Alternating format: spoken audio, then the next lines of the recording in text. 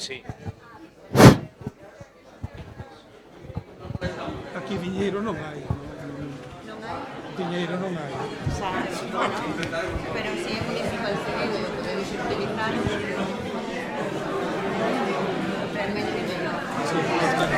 Sí. Debe ser a externalización dos recursos públicos. Mira que hai espacios a veces que despechados, Sí, sí. A externalización dos recursos públicos é algo que hai que meter. Penso que tedes unha sección de artigos moi importante. Sí, pero aparte a persoa que fixo isto o fixo con moita primeiro con conocimiento, despois con moito cariño. E hai cousas novas aquí que foron descobertas ainda con comunidade. Sí. Na sala de aquí ao lado. Eu no patrimonio sempre no que digo que me dá máis envexa cando vas sobre todo as illas do Reino Unido ou a Bretaña, que de repente ves como o patrimonio teñen Ana super Pontón, cuidado. non te vayas a Reino Unido, aquí a Portugal. Sí, tamén o teñen moito mellor, sí. E hasta un paraíso Sí, non coñezo máis esta rede que teñen de museos pequenos vinculados un pouco, non me acordo como se chaman esos museos. Son pequenos museos un pouco con carácter etnográfico, non? Vinculados un pouco ao arte, con manter tamén con valorizar. Sí. Realmente impresionante. Sí, por favor, vamos a...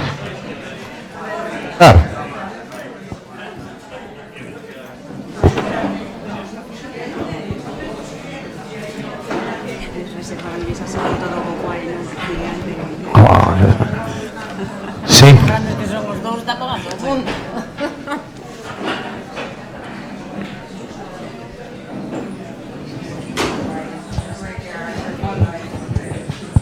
Moi boas tardes, amigas e amigos. Inauguramos hoxe este ciclo de faladoiros Galicia 2017-2020, presente e futuros.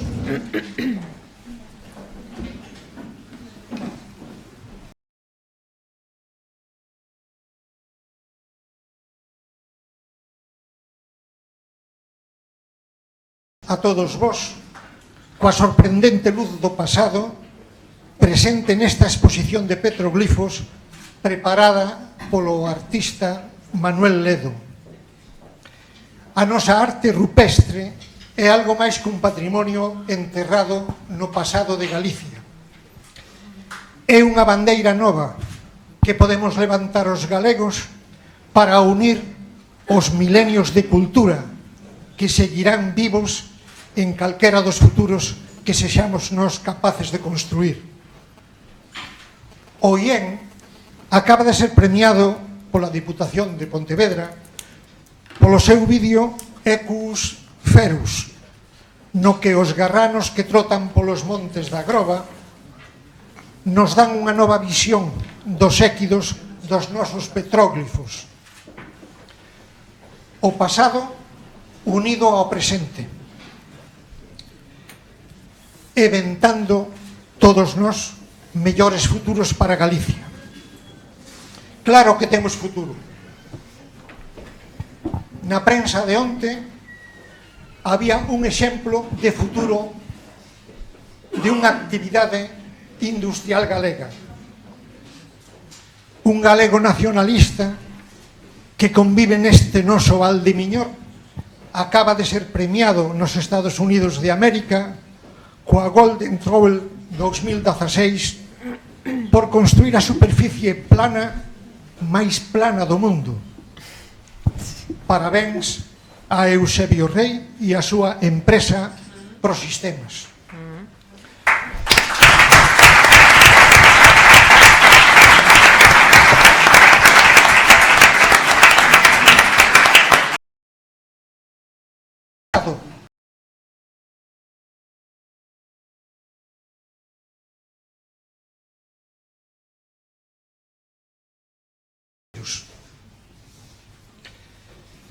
Desde o comezo deste século XXI, o IEN ven organizando encontros ou faladoiros con protagonistas da cultura, da economía e da política da sociedade galega.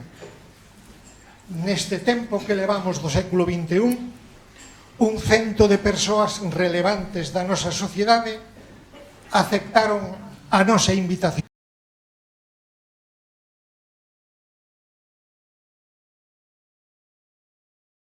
Que se achegaron aquí, fixérono sempre a título privado, no seu propio nome. Xosé Luís Barreiro, Enrique López Veiga, Miguel Barros, Teresa Táboas ou Camilo Nogueira e Xosé Manuel Beiras falaron con nos dos seus compromisos persoais con Galicia. Hoxe encetamos un ciclo de faladoiros con voceiros, portavoces ou representantes dos distintos partidos presentes no noso Parlamento. Esta é a primeira vez que os que teñen o dereito á palabra no noso Parlamento se achegan a esta terra miñorana para falar con nos do seu traballo na organización do noso futuro.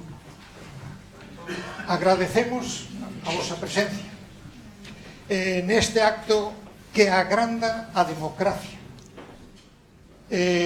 Este acto establece novas canles de comunicación. O rigor parlamentario pode atopar aquí un contacto humano, o contacto humano da fala, dos faladoiros. O curto plazo dunha legislatura pode estender a súa mirada máis alá da nosa xeración e das seguintes xeracións. Estamos descontentos cando a política dura nada máis que 4 anos e ninguén pensa que vai ser de Galicia dentro de 25 anos. Como non dubidamos dos efectos positivos desta iniciativa, queremos establecer os faladoiros de xaneiro do IEM como un encontro anual entre os nosos políticos e os cidadáns conscientes e responsables da convivencia humana de Galicia. O IEM, consciente da importancia deste tipo de encontros, usa as novas tecnoloxías que permiten retransmitir este acto en directo ou tamén ofrecelo en futuras conexións. Xaime Lujilde, socio do IEM e experto coñecedor de problemas sociais do noso tempo, fará de moderador nos 4 faladoiros deste ciclo deste ano Galicia 2017-2020, presente e futuros. Pode sorprender que alguén lle choque a palabra futuros. Galicia ten futuros, terá un só, pero desde o presente son moitos, variados os futuros que nós podemos construir. Depende moito de nós que o futuro de Galicia sea un futuro adecuado ás necesidades e á ilusión de ter un pobo propio. No nome do Instituto de Estudios Miñoráns, benvidas todas e benvidos todos.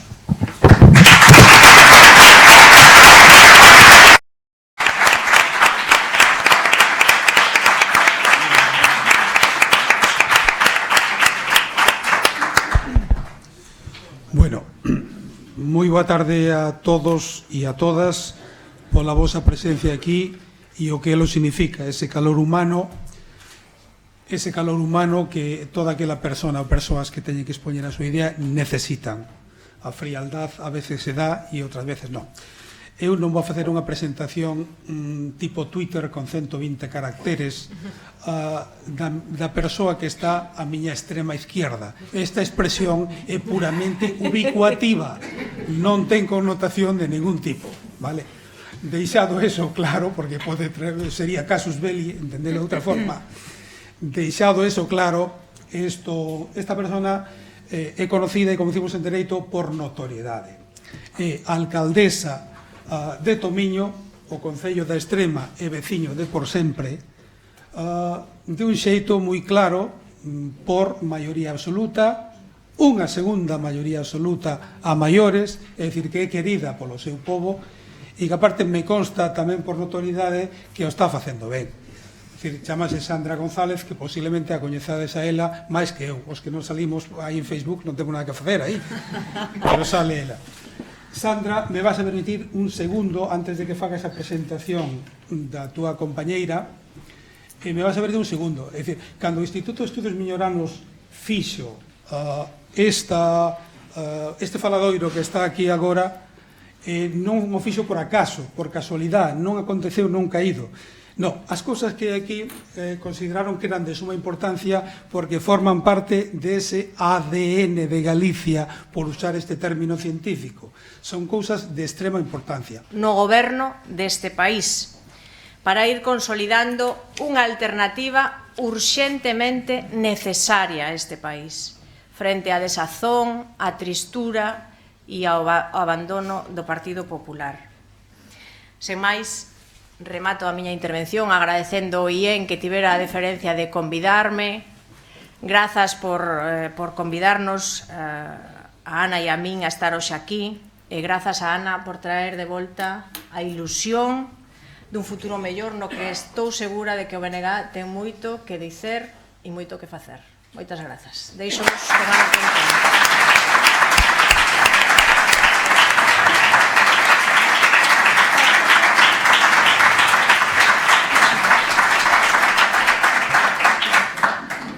Ben, pois, eu o primeiro é moi boas noites, darvos as grazas porque asistades a este faladoiro que me permite, pois eu creo que dunha maneira abrumadora para min, pois poder falar aquí en vivo e en directo sobre cales son os retos que ten o país, cales son as alternativas e as propostas do BNG.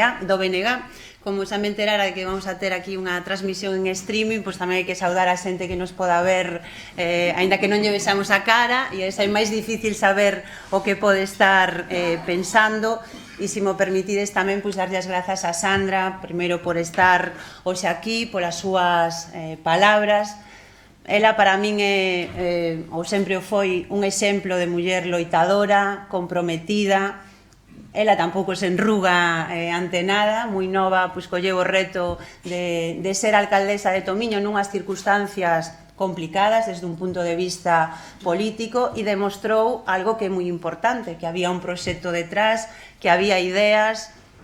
É unha referente para todas as mulleres deste país e desde logo para min pois é un luxo que la sexa unha, digamos, compañeira neste camiño, non? E nesta etapa que estamos no BNG, e é sempre un exemplo motivador porque é unha muller cos pés na terra, pero tamén motivador porque detrás dese traballo que está facendo tan brillantemente no Concello de Tomiño nos sentimos representadas todas as mulleres e os homes do BNG, e vemos que hai un proxecto que é capaz de cambiar as cousas, de facer que o tempo se mova, non? Que as vilas do noso país non queden petrificadas.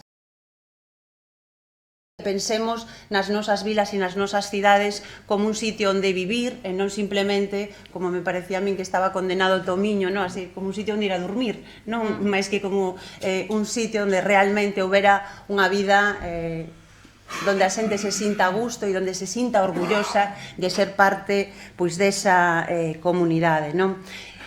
Como non, pois tamén agradecerlle ao IEN que teña esta iniciativa, que conte con nós para estar hoxe aquí, porque son tempos no que a política está moi denostada, aínda que eu sigo pensando que sin política, que será seríamos incapaces de poder cambiar o mundo e seríamos máis presas do que aínda somos, pois desas desa dictadura encuberta que a veces temos a sensación de vivir no que son os grandes bancos, os grandes poderes económicos, os grandes poderes mediáticos que realmente están gobernando o mundo. Eu tamén felicitarvos porque me consta que tedes un traballo moi importante detrás, que este é unha asociación que leva feito ademais moito pola defensa do idioma, da cultura, porque coñezamos un pouco mellor a nosa historia e porque tamén valoricemos un pouco máis de onde vimos quen somos, e iso é, eu creo que a clave para acertar en cal é o futuro que queremos construir. Recoñezo que cando me dixeron que tiña que facer así esta primeira intervención antes da fase máis de faladoiro, non? E me puxen a pensar que dicirvos hoxe aquí, non sei por qué, pois me viñeron durante bastantes veces insistentemente unhas palabras que lle escoitei precisamente esta semana a Oliver Laxe, que é un director novo dese novo cinema galego que tantas alegrías nos está dando no ámbito creativo.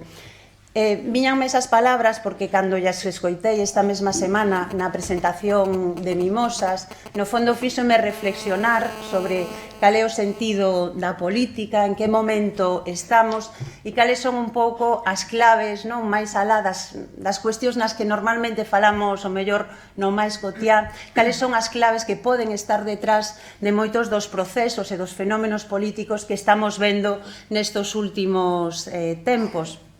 Oliver Laxe decía que ele era dunha xeración sin referencias. Ele é así moi místico, entón decía que era dunha xeración sen referencias espirituais e sen referencias políticas.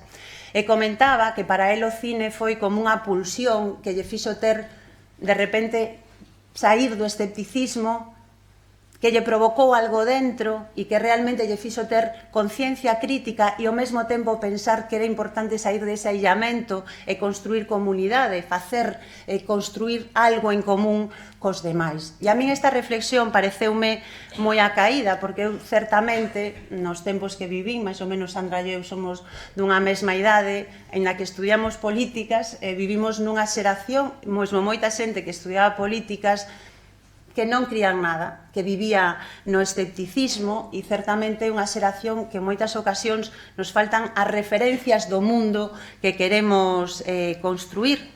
E eu penso que a política é un pouco como ese cine ou como ese bo cine que nos ten que facer pensar, reflexionar, que nos ten que mover por dentro para que fagamos algo que nos axude a mellorar este mundo que certamente eu creo que é moi importante.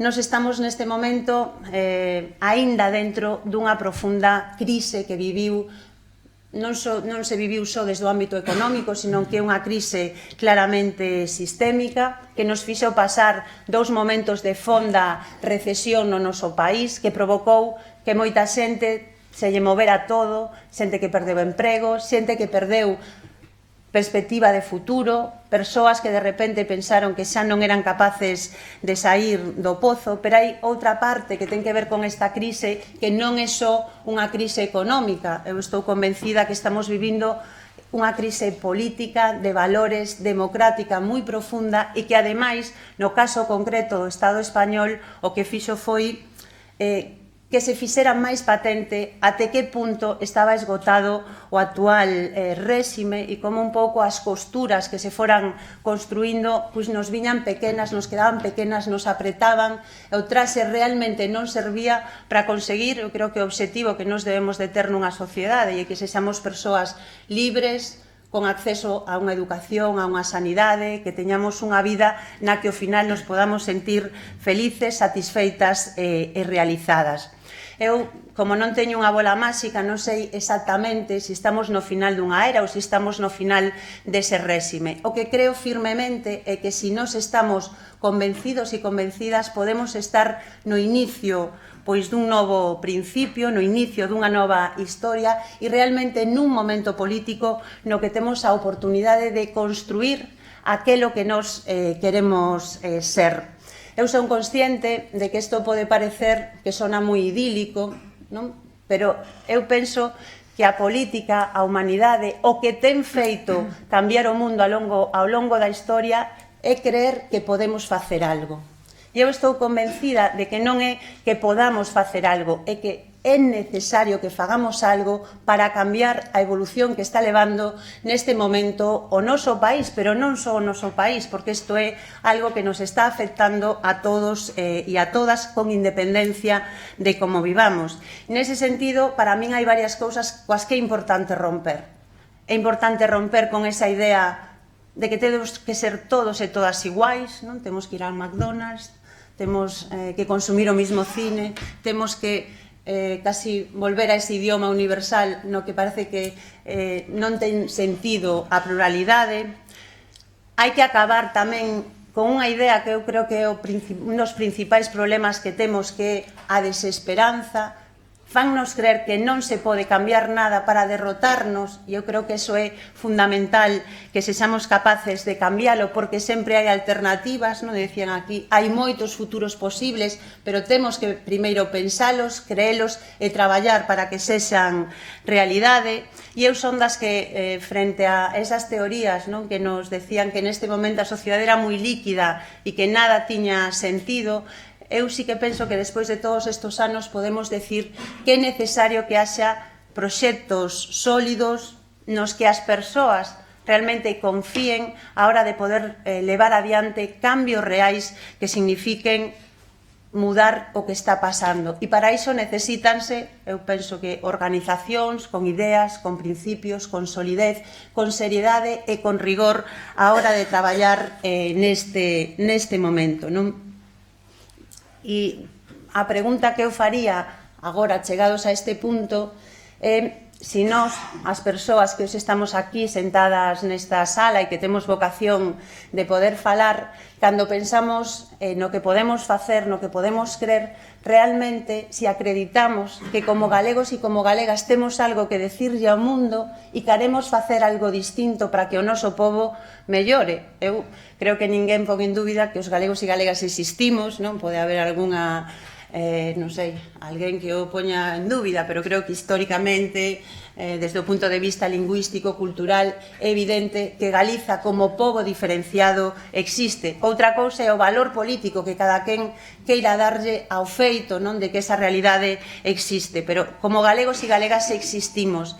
En este momento e nesta altura, despois de todo o que leva pasado, creemos que este é o mellor que podemos ser, ou nós tamén temos outro futuro diferente. Eu vexo neste momento que hai moitas persoas que din que realmente estamos no máximo que pode dar Galiza. E mesmo hai unha tese que defende que nós somos un pobo que vive subvencionado, non? Parece ser que comodamente vivimos nas nosas casas do que nos envían de fora.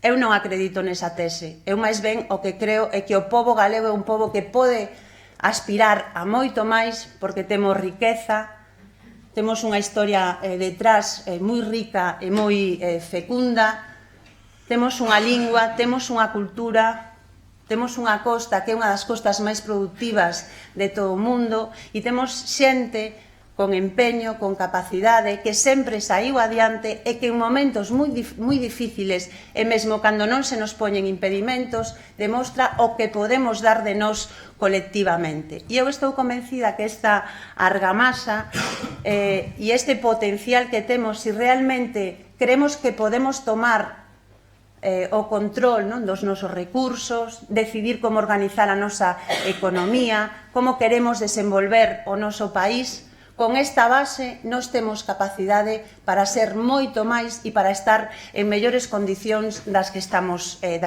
hoxe. Evidentemente, todo o mundo evolucionou e no noso entorno as cousas foron evolucionando e hai unha melloría en moitos aspectos igual que os países que están ao noso lado. Pero a pregunta para min máis importante de cara ao noso futuro e realmente o que queremos ser é se pensamos que con esta dinámica vamos a ir para adiante ou vamos a seguir para atrás. Eu remato simplemente con unha reflexión que pode ser un dato que nos faga pensar. Galiza a principios do século XX representaba en torno a un 10% da poboación do Estado e tiña un peso na produción económica que estaba en torno ao 7%.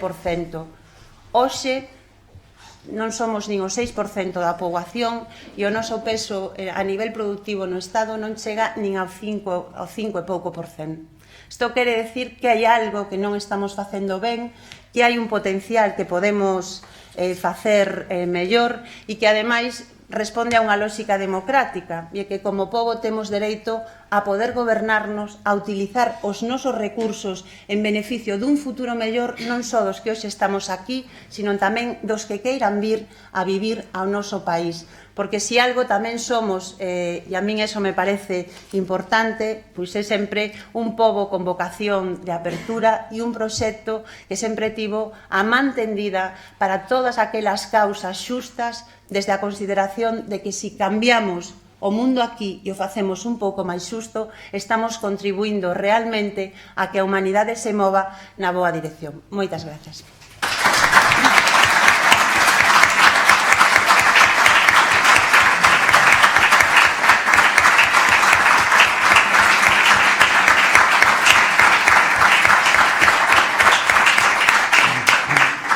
Ana Pontón, te vou a comentar un par de cousiñas. Primeiro, eu creo que ninguén dos que está aquí, e senón que mo digades despois, non asuma ningún dos postulados que se dixo aquí, está claro. Son esas aspiracións que todos temos de ser un de si propio individualmente e como pobo, eso están en todo momento, creo. Punto e aparte, eu teño aquí unha revista de unha asociación empresarial, XIS, a que sea, e isto facémoslo extensivo despois. Esta revista está en español. E este non foi capaz en 40 anos de mudar que fan esta revista en galego. E unha entidade empresarial, non pasa nada, é crítica, que recibe subvencións, vale? Recibe subvencións galegas. Bueno, punto aparte. No mundo diario, por exemplo, que me correspondeu a min, no tema das organizacións empresariales, sempre lles reprochei unha cousa, en termos civilizados ou non tan civilizados. Mira, vos preocupades máis de ver a quen votamos nas próximas eleccións ou a quen votades que do inmediato que tedes para os asociados. Este problema de convenio colectivo, este problema con Hacienda, este problema de comercialización, estas normas da Unión Europea que nos veñen de repente e nos machacan a todos, ese era a crítica ou reproche. Bueno, eu penso que nunha forza política, en todas as forzas políticas, debemos ter ou propostas ou solucións para problemas concretos. E hai algúns que son dramáticamente concretos. O eran, o son, e lamentablemente a corto plazo o serán. Estamos falando, por poñelo aquí, do sector lácteo, con un peso específico brutal na economía galega, sector lácteo propio, que non era un pilar da construción e hostelería como era no Estado. Non, propio de Galicia, era e é. Con unha problemática propia aí, brutal, unha marcada polas normas da Unión Europea e outras polo que nos toca. Representa casi o 3% do Produto Interior Bruto de Galicia. Outro, o sector pesqueiro. Desde que eu teño uso da razón, prácticamente en Vigo, o sector foi a menos, pero de unha forma brutal. Hubo etapas aí dos 70, do 80 e últimamente donde se deron certos golpes de timón, pero non, ni as empresas mixtas ni nada, o sea, por aí un tema brutal. E logo a estrela reina, que quedei sorprendido no seu momento, dito por un presidente de un clúster da Madeira, punto, xa está. O sector forestal, que tamén con peso específico propio, damos prácticamente o 50% da madeira ao resto do Estado, temos unha gran produción en Galicia, que é o corte da madeira e a fabricación primaria, pero unha vez feito eso, o 20%, o 30% e o 2% dese resto vaise fora. E era un sector saneado, se fala de 70.000 empregos, 20 dicen eles directos e 30 indirectos. Entón, a miña pregunta é, e por eso falaba eu do ADN deste tipo de cuestións, o Bloque Nacionalista Galego, que plantexamento ten con respecto a isto en concreto? É dicir, que lle diríamos aquí aos traballadores que poida haber do naval, eso o deixo para despois, o traballador do forestal, do sector pesqueiro, ou incluso algún presidente de alguna asociación láctea de Galicia, que lle diríamos aquí ahora? Ben, eu o primeiro que diría é que hai unha idea que penso, ou, bueno, unha cuestión que ti xa plantexas un pouco de trasfondo da presentación, digamos, que faz de como plantexas a pregunta, e que Galiza é un país que ten unha base productiva moi importante, ¿no? E que tiñamos unha base productiva moi importante no agrario, que non era só o sector lácteo, sino que tamén había produción agraria, que hoxe está moi reducida a pataca, bueno, cousas moi pequenas e que se foi desmantelando. Que se foi desmantelando con unha idea que é unha idea falsa, e a idea de que os sectores primarios eran atraso e para poder progresar había que abandonar esos sectores e recoller outros. Se nos analizamos o que pasa nos países do noso entorno, o que podemos ter máis cerca, o mellor Portugal ten unha crise tamén moi forte, pero se unha vai a Francia é que se che cae a alma aos pés, porque ti ali non ves ni un só metro de terra que non este traballado. E teñen unha agricultura moi potente, nunha fase, o mellor, moi industrializada, que tamén provoca outro tipo de problemas ambientais, pero con unha aposta moi importante por un sector primario e pola transformación dese sector primario para que realmente tamén produza produtos transformados, ¿no? E con unha aposta moi grande pola investigación e por o ecolóxico. Nos aquí o que tivemos, e isto foi algo que advertiu o que nos decíamos no seu momento cando se produciu a entrada na Unión Europea, que co tipo de reestructuración económica que se quería facer e que se lle imponía ao Estado español si quería pertencer á Unión Europea, Galiza iba a sair perdendo desde o punto de vista do desenvolvemento dese sector primario. Non sei se collemos a realidade do sector agrario, do sector forestal, ou, bueno, aquí hai unha produción importante no Baixo Miño relacionada ca flor do viveirismo, que é moi importante no Estado, pero se nos collemos o que eran outro tipo de sectores de produción de alimentos, vemos como en Galiza houve unha caída en picado, que ten unha causa directamente política. Neste momento, eu creo que sería posible plantear unha alternativa na que houbera unha aposta por recuperar capacidade productiva e que eso, ademais, hai nichos de emprego, mesmo nichos de actividade como pode ser o ecolóxico, onde hai unha demanda crecente que se podería xerar emprego e salarios de calidade. No que se refire ao sector lácteo, eu penso que claramente ou hai unha aposta pola transformación do leite que producimos ou o sector pois vai non ter moi difícil, porque neste momento, a pesar de que nos producimos o 50% do leite do Estado español, cantos iogures galegos podemos consumir? Canto queixo fresco fora do que son as denominacións de orixe ou outro tipo de produtos podemos consumir que transformen ese leite e que xeneren máis valor engadido e que xeneren maior emprego? Pois esa é unha parte do problema. Para poder impulsar eso, creo que sería necesario que houbera unha aposta pública importante por fortalecer o que non deu de sí o sector empresarial e realmente ir na liña de crear un grande grupo de transformación e con unha aposta estratégica tamén por a innovación, porque estamos vendo como no ámbito, digamos, no ámbito da produción láctea o que menos saída desde o punto de vista de mercado ten é precisamente o leite líquido, que é o que producimos no noso país, e coa necesidade tamén de que haxa unha política de recuperación de terras agrarias, de base productiva que se foi perdendo, que sería clave para poder dimensionar ben as nosas explotacións. No relativo ao sector pesqueiro, pois é un sector que ainda tende unha situación diferente, non? Hai unha parte que xa depende das negociacións na Unión Europea, onde nós pensamos que sería fundamental que tiveramos capacidade directa para poder negociar as cuotas de Galiza. Hai outros estados dentro da Unión Europea que o fan así, non? Que non vai o estado, sino as zonas na que a súa economía ten máis peso, e nós creemos que eso significaría unha mellor defensa dos intereses do noso país, porque non acabaríamos sendo moeda de cambio. E hai outra parte que sí que depende do que se faga no propio país. Aquí, cando visitas, por exemplo, as zonas das rías e falas coa xente que leva moitos anos traballando, unha das cousas que é reiterativo que che comentan é que se perderon moita superficie onde había bancos marisqueiros que podían ser productivos por causa de lodos, de que non hai realmente un proxecto de regeneración, ningún cuidado axeitado das nosas rías. E aí nos decimos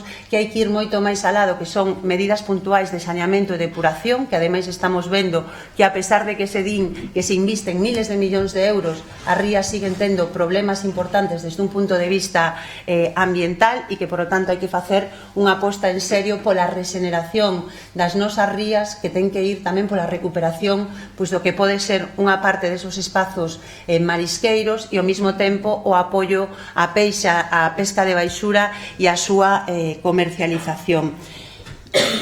No relativo ao sector naval, eu creo que este é un sector sensible, que non só está influído por o que pasa no propio país, non? Sino que tamén está influído por cal é a dinámica a nivel mundial, porque realmente este é un sector que está moi internacionalizado, e habría cousas concretas de todas maneiras que se poderían ter feito no pasado que non se fixeron, como unha defensa clara do que era unha agresión política cando foi o tema do Taxlis, que claramente supuxo un golpe moi importante para o noso sector, pero aquí tamén vemos, creo que hai que avalialo, como non hai unha resposta por parte da Xunta de Galiza. Creo que Pemex nos sona a todos e a todas, non? Pemex iba a sacarnos un pouco así dese impás no que estaba o sector naval.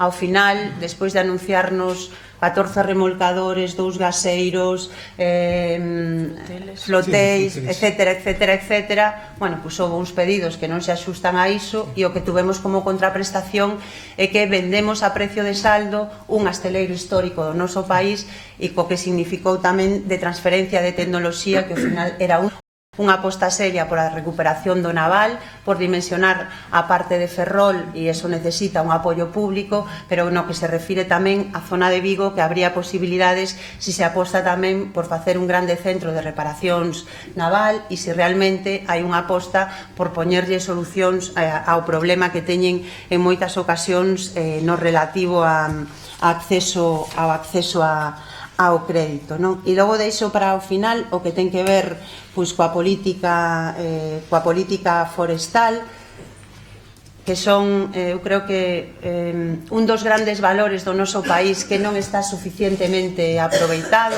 non? Sempre se di de nós que somos un país de minifundios, pero cando vemos os nosos montes veciñais en Mancomún, dimos, pois temos aquí uns grandes latifundios, e que ademais son de todos e de todas as persoas que viven nun lugar e que deberían de ter unha vocación de desenvolvemento pois desos espazos. Eu sei que tamén aquí en Gondomar hai comunidades de montes que están facendo un traballo moi importante neste sentido. O primeiro problema que nos temos, ves aí a Olalla Fernández da Vila e xusto enfrente miña, pois é que no Estado non se recoñece a propiedade dos montes en Mancomún, que non se entende esta maneira de vivir e de relacionarse co territorio, que eso xenera moitos problemas.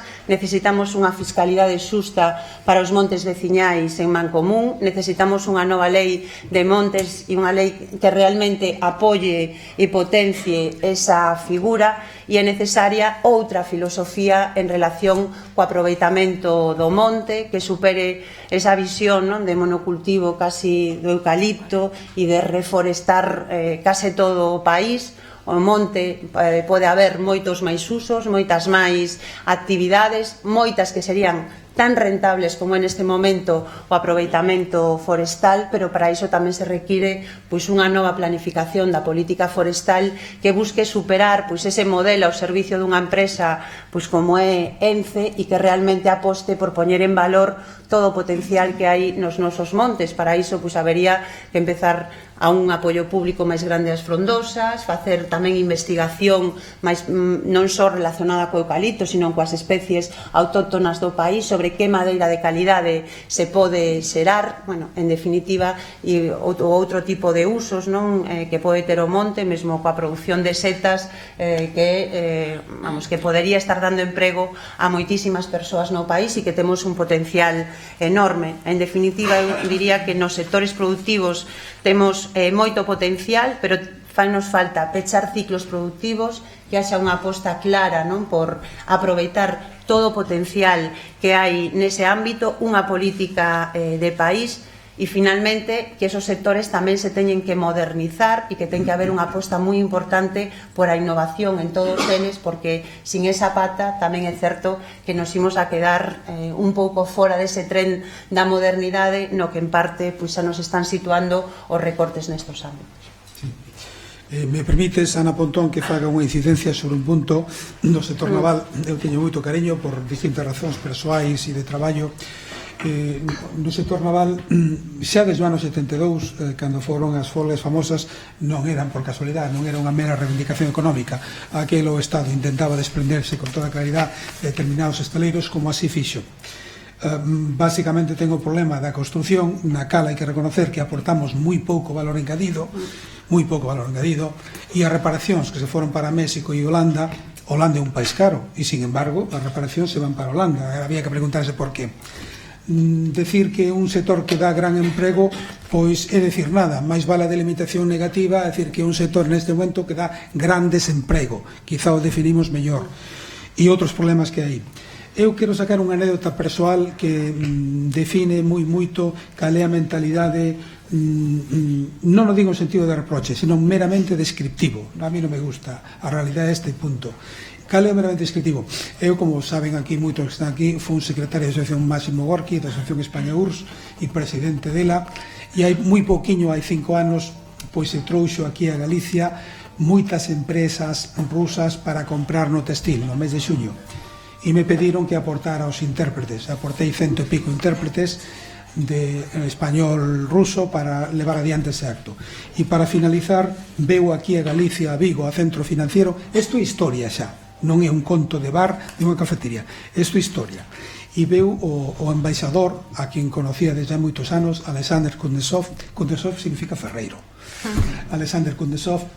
E me dice, Xaime, mira, hai un tema aquí que crees que lo saquemos, é dicir, porque el galego non fala, crees que lo saquemos e tal, é el tema de la construcción naval que tenemos aquí. Digo, venga, tira para diante, que aquí está florinata da construcción naval, como era certo, e de outros sectores. E o me tuvo que aguantar naquela mesa porque foi nunha comida algo que me irritou moitísimo, a bandeira ao revés, que non había nin conocimiento de como se colocaba a bandeira. Tuve que levantar e darlle a volta ali con toda a educación, non dixe nada, mira, isto ao revés, el blanco hacia arriba e que aparte en colores non vai. Bueno, aquilo me anunciou que a flota rusa heredeira da Unión Soviética estaba completamente obsoleta e o Ministerio de Transportes había acordado renovar esa flota. Entonces o dixo ali, mira, nos gustaría que os galegos, o dixo en particular, viñeran a quedarse pois con un 5%, con un 2%, ti sabes que un 5%, un 2% da flota rusa. Había traballo aquí para 1000 anos e un día. Porque solamente España y Rusia solamente tienen el gas. Nosotros le vendemos a España y a Rusia el gas, el 33% de gas y el 35% de petróleo, y non hai máis relación. Bueno, pois ao acabar o tema, ninguén, o único que lles dixo, claro, usted, Barreras, usted tal, non poden presentarse solo no Ministerio da Federación Rusa dicindo, mire, yo hago algún barquito por aquí, podía, no. Bueno, dixo, mira, terán que presentarse en grupo, consorcio, chámelle como queiras, e que a financiación en riba, porque é outro dos problemas que ten a construcción naval. Sabedes cal é a solución? Hasta hoxe, o minifundismo. Alguén anunciou PEMES, alguén anunciou tal, pero ninguén foi capaz de ir ao Ministerio de Transportes e dicir, oiga, mire, represento a 500.000 de toneladas cada 2 meses, quiero este tanto por ciento. Ninguén foi capaz. É un feito que eu digo aquí para que se conozca e que se espalle. Non foi capaz hasta hoxe. Francia construye algún barco de vez en cando, pero casi se levou a construcción en Francia. Me explico. Temos unha diferencia brutal de edad. Perdona pola... Non, pero tes razón, porque entón, realmente moitas cousas se moven movidas nunha parte tamén polo peso político que ti tes como Estado e nas relacións con Rusia, e noutras, en este caso, creo que se poderían ter feito máis cousas en moitos anos. Pero eso pode ser... E se nos defendera mellor... Pode sacar este dato como comendo con determinada persona moi amigo meu, compañeiro autorando, e persona publiquísima que non mira aquí, decía, sí, los rusos, sí, una vez pillou un barco ruso. E decía, pero Ignacio, coño, se aquí nos anos 80 e pico quitaron moita fame a Vigo, gracias a tal, non es que se construíron aquí e tal. Así me ha salido a alma. É moi bo amigo de unha forza política determinada, pero a menos que se quedou moita fame aquí en Vigo gracias á construcción que intervieron, vale? Bueno, punto de parte. Ana, disculpa o tema, vamos alá. Tema lingua e cultura. Dinos algo da lingua e cultura e diagnostica como queiras e dá a resposta como quixeres, con certa brevedade se queres, e se non, fai o que queres. Ben, eu creo que a todas as persoas que vivimos en Galiza a lingua nos toca de cerca, con independencia de que falemos ou non en galego, e que realmente pois eu creo que a lingua non é só, o sea, non debemos de tratala como se fora un resto arqueolóxico, non? Sino que temos que tratala como que é. A lingua é un vehículo de comunicación, é unha creación do noso povo que nos singulariza e nos fai estar no mundo, que é unha ventá. Ademais, eu creo que é moi interesante desde un punto de vista cultural, porque a nos permite pues, comunicarnos con todo o mundo da lusofonía e nunha zona, non? Na que, ademais, así tan cerca de Portugal, na que sabedes ben a importancia que teñen as relacións entre o norte de Galicia e Portugal, a lingua, ademais de ser, digamos, o noso instrumento de comunicación e a nosa expresión máis genuína como povo, tamén tiña que ser un elemento que nos dera maior capacidade, digamos, para, desde un punto de vista económico, posicionar mellor os nosos produtos e ter tamén esa visión, que ainda que non sexa que a mí me move, pero esa visión económica de que o galego pois nos dá moitas oportunidades tamén desde ese punto de vista. Hoxe, nos temos no noso país realmente unha situación desde o punto de vista lingüístico que é moi preocupante, non? É moi preocupante que estemos vendo pois, como hai unha ruptura da transmisión interxeracional, non porque os pais non lle falen galego aos nenos, sino porque en canto saen do ámbito familiar,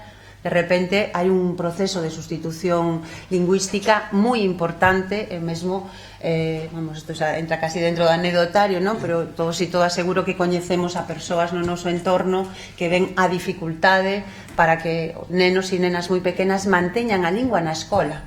E iso quere decir que está fallando unha pata fundamental cando digamos, nun proceso de normalización no que a escola, que non é a solución de todos os problemas da lingua, pero que ten unha responsabilidade importante, é un elemento que non está contribuindo ao proceso normalizador, sino que realmente está contribuindo a debilitar máis a posición de saída da lingua galega. E isto eu non creo que sexa responsabilidade, digamos, da escola, nin dos profesores e das profesoras, sino de cale a política que neste momento se deseñou en relación co idioma. E aí fíxose un xiro que eu por lo menos creo que é perverso, non? Porque se nos situou como queredes estudiar esta lingua atrasada que é o galego ou queredes aprender a lingua de futuro que é o inglés. E isto é un dilema absolutamente absurdo, porque ninguén nos dixo porque para estudar inglés temos que deixar de saber galego. Esa é a cuestión. E sobre todo, porque ademais nunha parte moi importante toda esta quimera do trilingüismo é unha quimera que se está utilizando para fortalecer o ensino privado frente ao ensino público. E no ensino público non está vendo unha aposta real porque haxa realmente apoio a linguas estranxeiras, que eu creo que habría que estudiar inglés, portugués, non? Que temos aí esa lei Valentín Paz Andrade, non sei se crionizada, pero certo é que se aprobou no Parlamento galego, pero quedou aí como medalla, non? Pero que logo non ten ningún tipo de efectos prácticos. Entón, nós neste momento, pois eu creo que temos unha responsabilidade colectiva co que se refire a nosa lingua. Eu non son tampouco derrotista, nin penso que todo este perdido. Creo que hai pulsión na sociedade galega en defensa do idioma, que hai persoas que ven neso un valor positivo e persoas que simplemente o falan porque é a súa lingua, non todo ten por que estar intelectualizado, e que creo que temos capacidade para reverter o proceso que se está dando, que é claramente un proceso de sustitución lingüística, onde o galego cada vez, digamos, está perdendo máis presenza. Para poder cambiar esa situación, pues, eu creo que hai que facer modificacións importantes e a maior parte delas non son legais. Comentabas ao principio esta revista que tú traías que ten subvencións públicas, non? Eu creo que temos que empezar a cuestionar que teña que haber recursos específicamente da Xunta de Galiza dedicados á normalización lingüística. E vais a pensar que estou dicindo unha heresía. No, eu o que creo é que todos os recursos que ten a Xunta de Galiza e cando está subvencionando pois, calquer tipo de actividade, hai que exixirle a quen está recibindo diñeiro dos galegos e das galegas que teña unha correspondencia co idioma. E se alguén non quere ter esa correspondencia social, porque eu creo que como unha débeda social, pois te pode renunciar a esos recursos públicos que non son obligatorios para ninguén. E eu creo que estaríamos dándolle un xiro real a política e a como se utilizan os nosos recursos públicos. Tamén penso que todo o que se refire aos medios de comunicación no noso país hai que darlle un cambio. A TVG necesita ter unha non sei, xa non unha reforma de arriba a baixo, pero no que se refire ao tema dos nenos e das nenas, necesitaremos que haxa algo moderno. Unha vez, casi nunca vexo a tele, pero unha vez puxen esta segunda canle, que na que teñen a programación infantil, e era o mesmo que eu vía cando tiña 16 anos. Dixe, bueno, non pode ser, o sea, como van a ver os nenos de hoxe que xa teñen un nivel de tecnoloxía que cambiou todo, os mesmos debuxos animados que vía eu na miña adolescencia. Claro, que isto é deliberado, o sea, isto non é unha casualidade. E cando temos, ademais, fixadevos, unha industria creativa no audiovisual, de animación, que está sendo punteira no mundo, que triunfan, que fan cousas espectaculares, e nós subvencionando que unha serie, que con todos os meus respetos, se estrena en español e en galego o mismo día, competencia, financiada cos galegos, é que é un pouco a veces para non casi facer unha comedia, por lo menos rirnos, non? E botarlle así un pouco de sentido do humor. Pero ao mesmo tempo tamén é un pouco dramático. Entón, nos decimos, había un consenso, Plan Xeral de Normalización Lingüística, aprobémolo, está escrito, habrá cousas que modificar, liñas, aprobámolo todos, pero logo non o queren executar. A verdade é que é un nivel de cinismo moi forte, e eu, bueno, pues resumo que creo que na lingua temos todo o que gañar, moito por facer, pero eu confío nas posibilidades e na potencialidade tamén, porque hai conciencia crítica no noso país.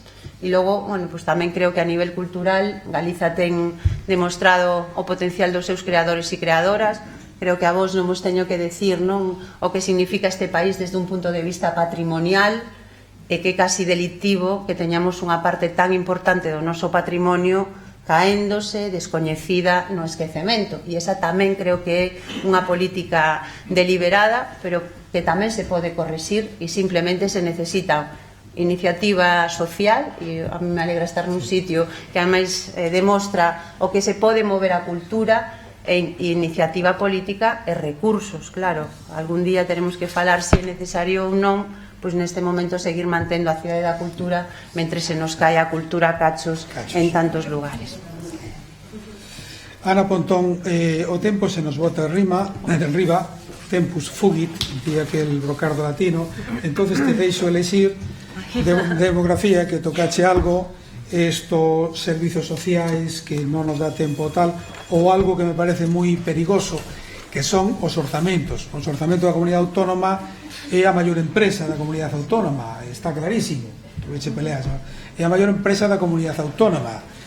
Entonces, os orzamentos obviamente teñen un carácter redistributivo de primeira magnitude. Entón, calquer decisión nos orzamentos vai a condicionar o grupo ou a situación real sobre a cal se proxecta esa actividade económica. O estamos vendo todos os días.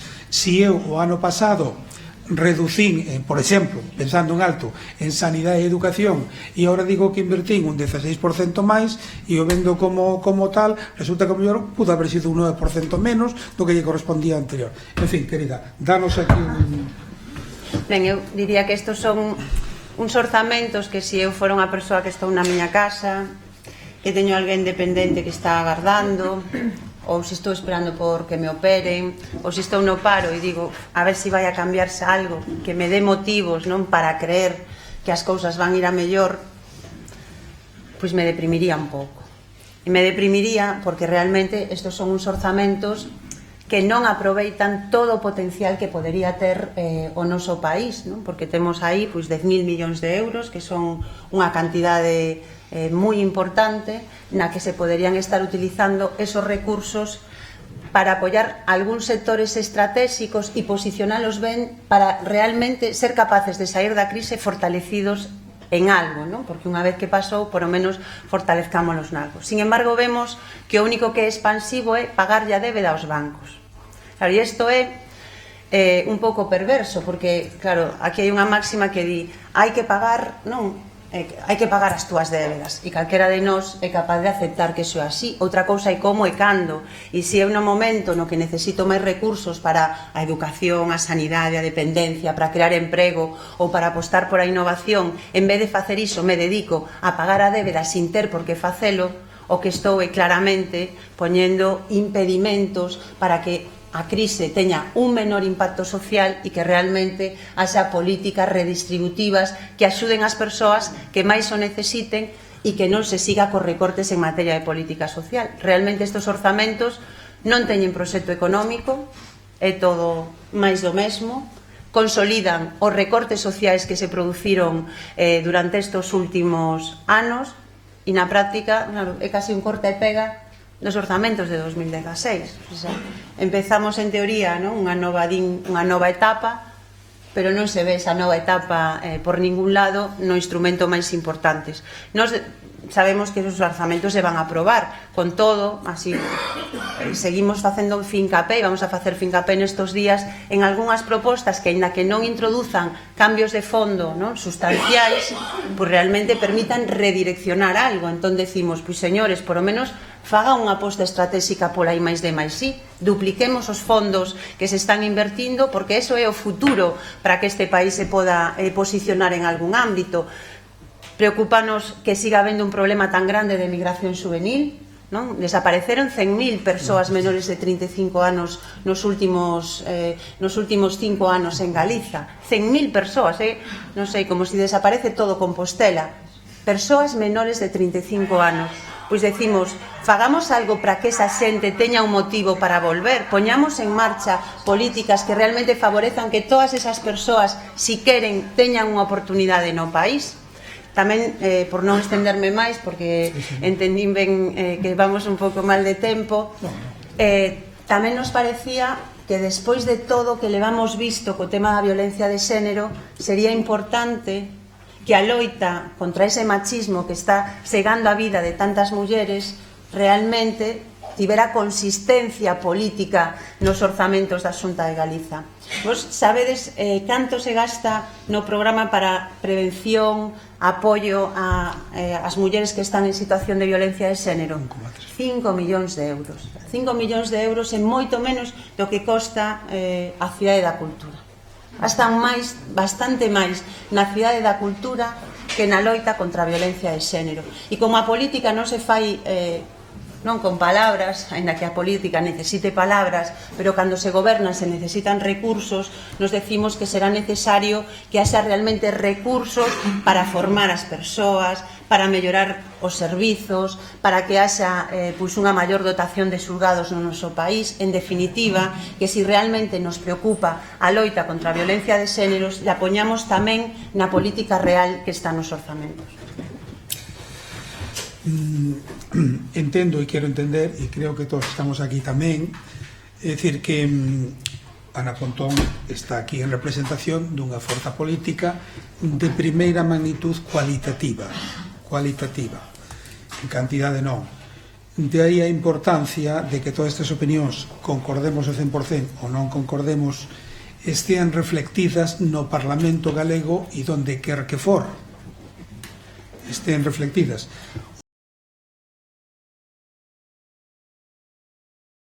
Pero ten unha cousa moi importante, aparte da actuación na rúa e noutros órdenes e eidos, que é a posibilidade de denunciar no propio Parlamento e transferir na medida das posibilidades todas estas preocupacións, diagnose e solución de estos problemas. Para min, de aí a importancia que este esta forza e, por que non outras, porque xa chega do outro lado. Entón, desde este punto de vista, terriblemente importante a pluralidade de todo orden, a pluralidade, aínda que a masa crítica nun momento determinado non sea a que deba ser, pero é importante a pluralidade para todos, e en este caso máis que nunca o é. Ana Pontón, gracias a ti e a túa organización, e como en toda oposición, ahora nos van a puntuar todos os que están aquí e van a disparar en todo o que queiran e todo o que lles pareza. Entonces, elixe a contestación que queiras e...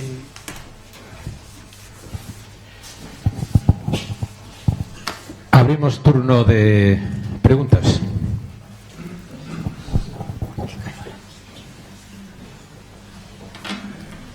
¿Qué quedamos?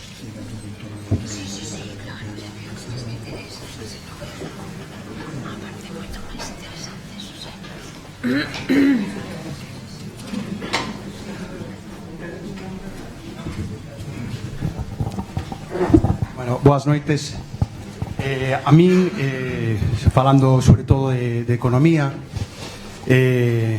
pareceme que o que hai que analizar son os factores económicos e a política económica, ¿no?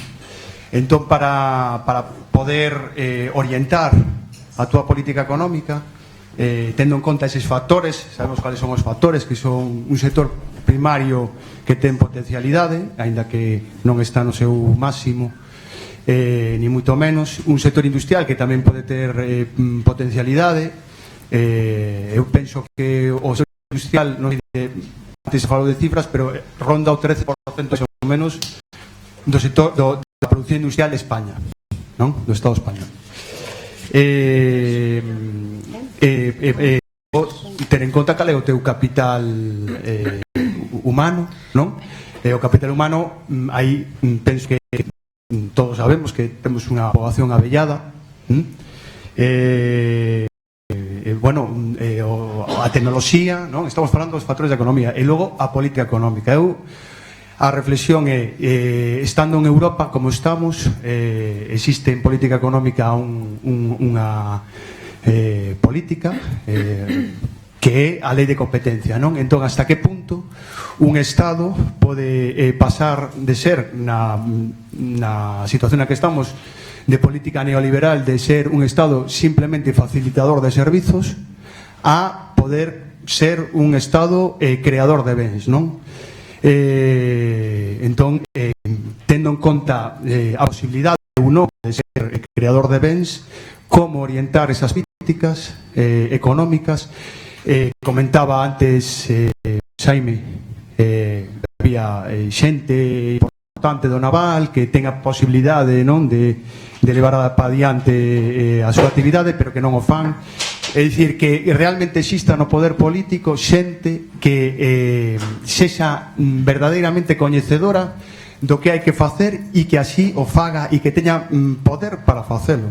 É dicir, que a esas persoas do naval se lles diga, mira, hai isto con Rusia, vámolo facer, ímolo facer, e se non o ides facer, pois non imos contar con vosco para algunha axuda, etc. É dicir, converter un Estado intelixente que poda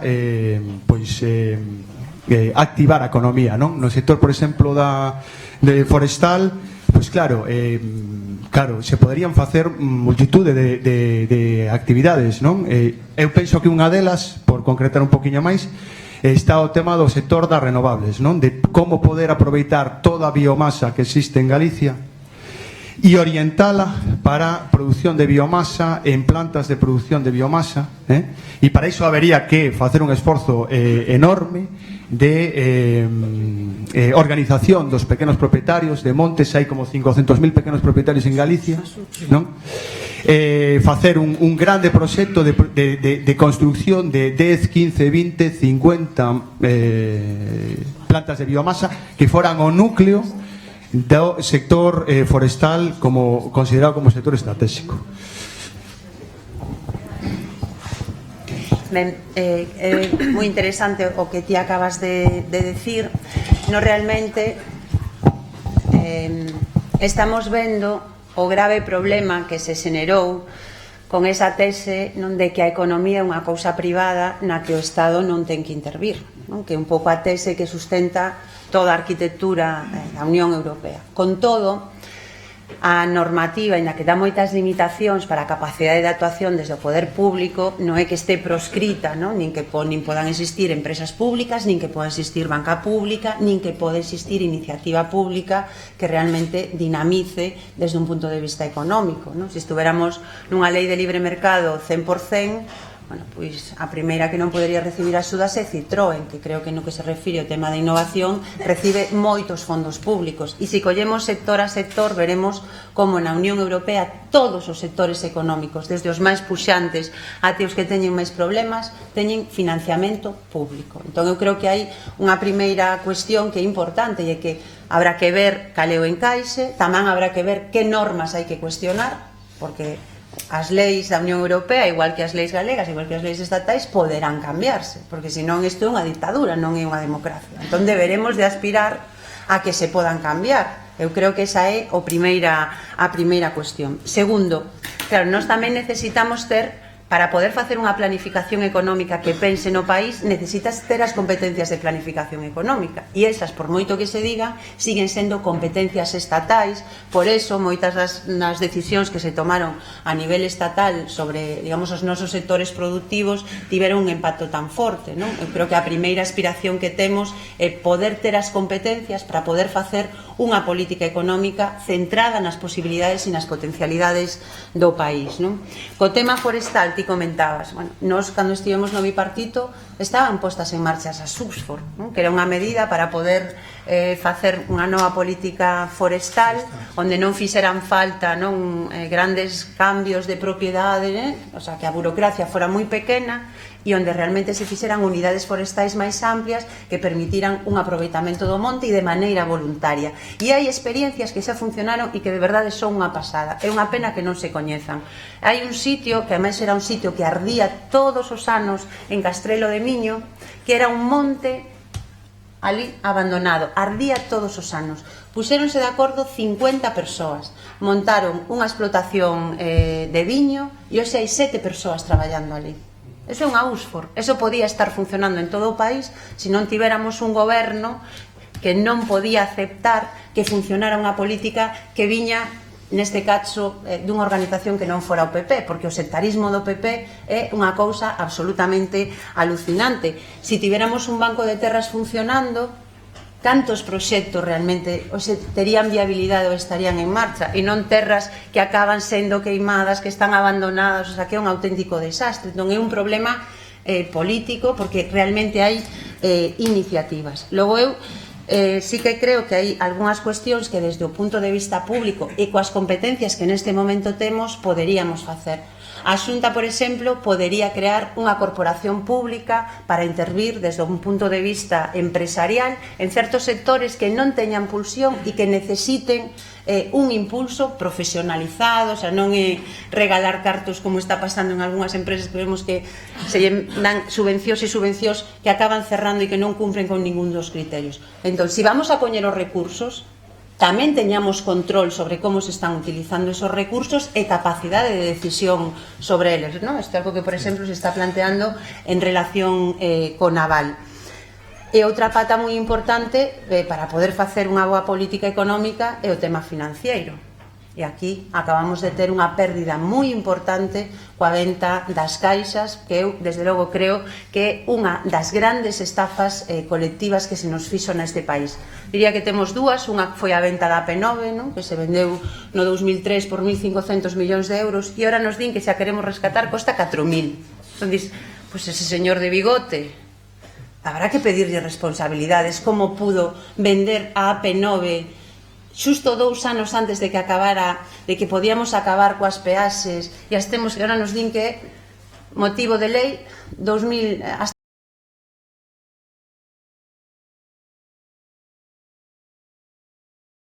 é unha democracia que a verdade que hai que facer voto de fe para entendela. E temos a outra estafa que foi a venta de Nova Galicia Banco. Nós neste momento, cos datos que temos na man, realmente o empresario venezolano non puxo nada para comprar, facerse con a banca, porque entre os créditos, axudas, tirirí, tirirá, na práctica xa non é que a malvenderan por 1.000 millóns, por menos de 1.000 millóns de euros, sino que con todas as axudas públicas e os beneficios que ten, na práctica é que lle regalamos. Sabedes agora co tema das cláusulas solo, sabedes quen vai a pagar as cláusulas solo de a banca? O FROB, nós, é dicir, para que nos entendamos, porque o FROB parece que son uns señores que poñen do seu peto, non? Sale do noso. Entón, eu creo que aquí, nas posibilidades primeiro que nos teñamos, nos desde logo vamos a seguir pedindo que se investigue esa venta, porque ainda estamos nun momento en que pode reverter, e que a Nova Galicia Banco fora pública era un instrumento tan potente desde un punto de vista económico para poder apoiar un país. Claro, un grupo lácteo galego non se pode facer se non tes unha banca pública que te financie. As empresas do sector naval van a ter moita máis dificultade de acceder a crédito que tiñan coas caixas, que tiñan unha vinculación con un territorio.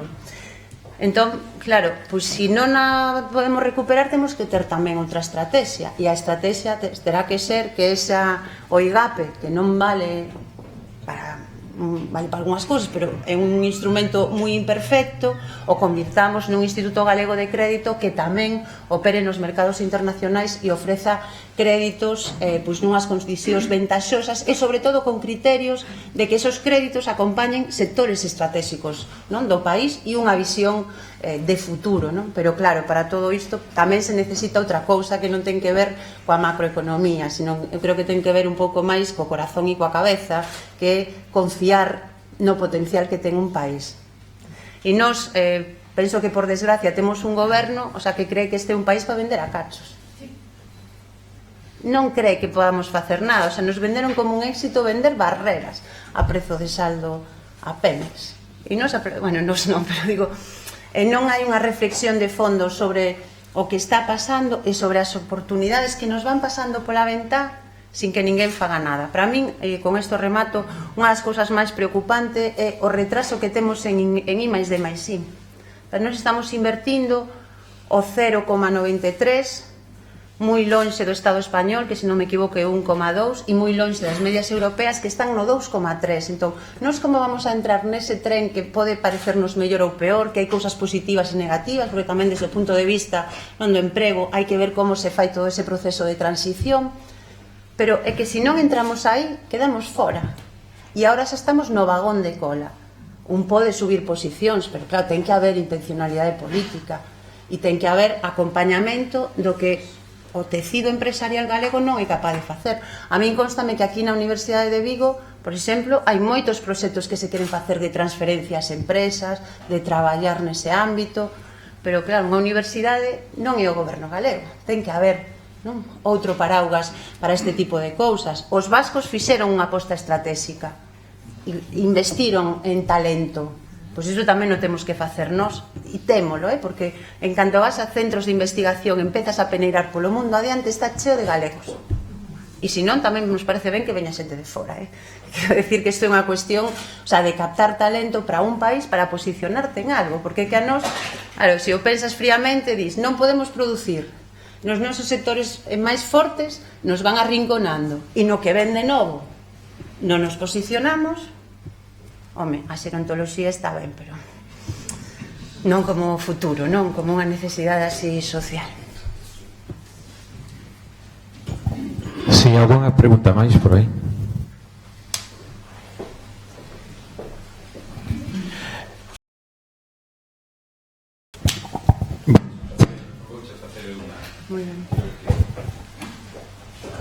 Sí, sí. Era sobre o tema que nos ocupa próximamente, que é o financiamento. O financiamento da Xunta, non? Disculpemos para da Xunta. É verdade.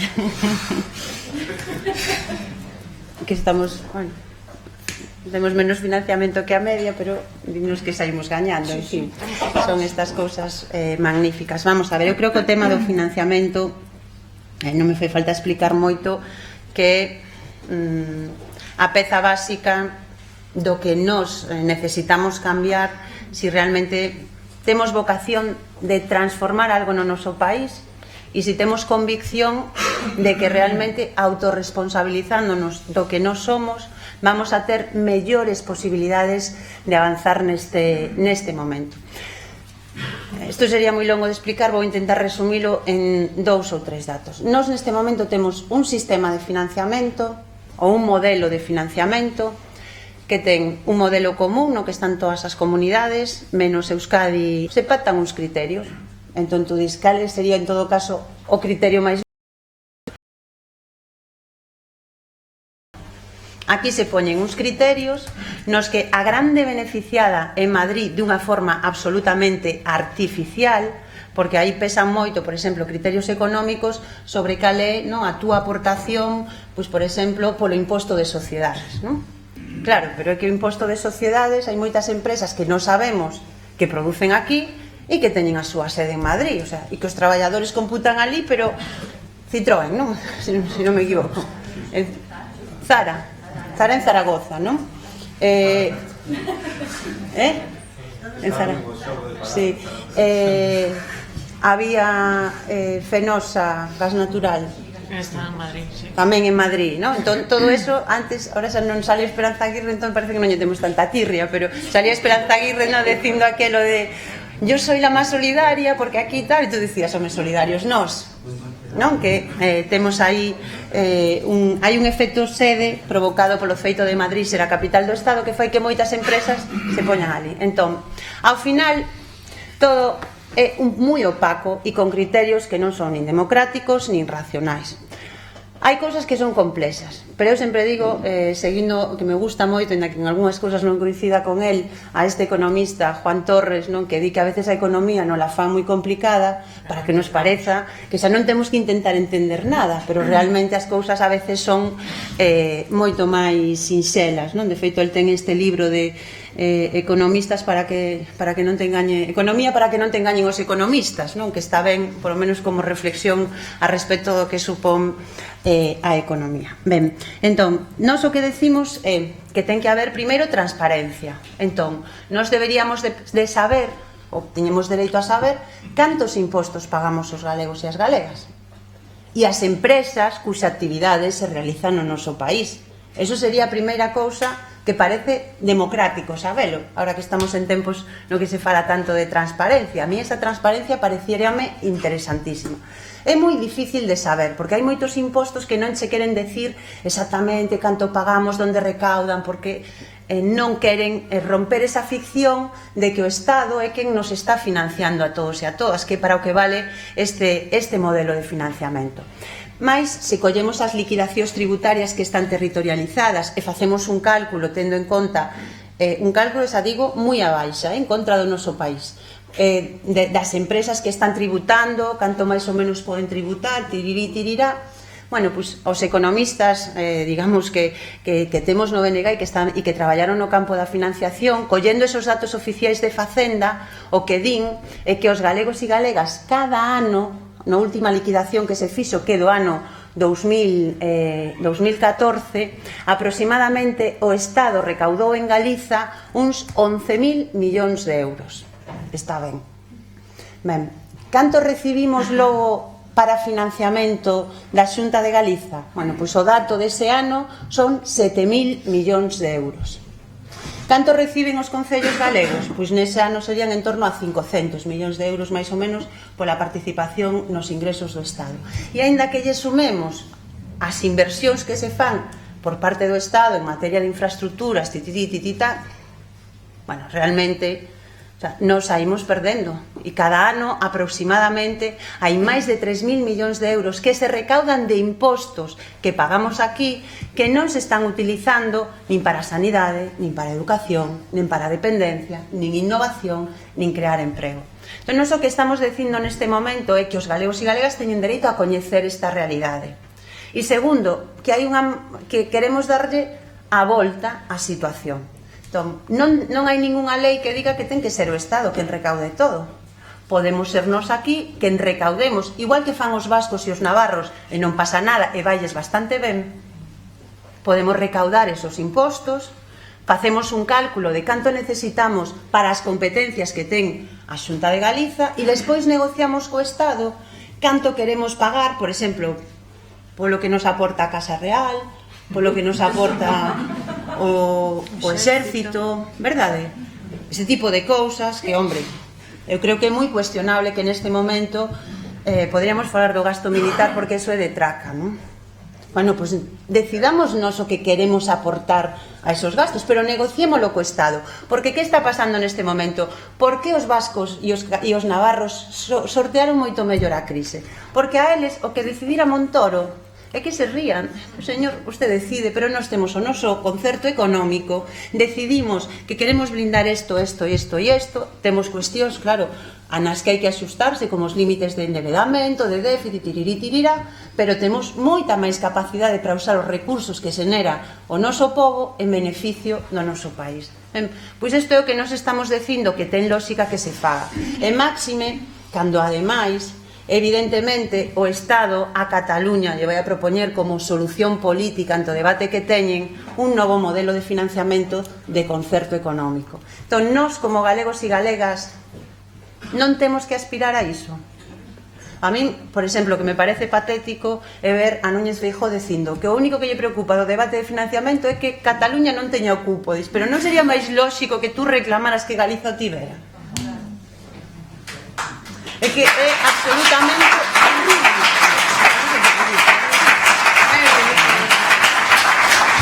É como se eu vou a unha negociación, non sei, de dereitos salariais, de laborais, e digo, eu, dame igual o que me des, ahora este non lle des nada. Pero o que pasa é que estamos nunha lógica tan perversa que ademais crearon esa cousa que os cataláns nos quitan, nos rouban, non? Porque se creou un pouco esa imaxe tan distorsionada e tan útil para manter un modelo e un sistema que o único que beneficia son que as grandes empresas sigan aquí sableándonos a todos e a todas. Non nos deu tempo antes a falar, estaba pensando agora. Se falamos do tema enerxético e eléctrico neste país, canta enerxía levamos regalada. O sea, que ben viven, quenes eran os que estaban en Fenosa, ali de Retiros Dourados? Que políticos andan por esas grandes empresas eléctricas?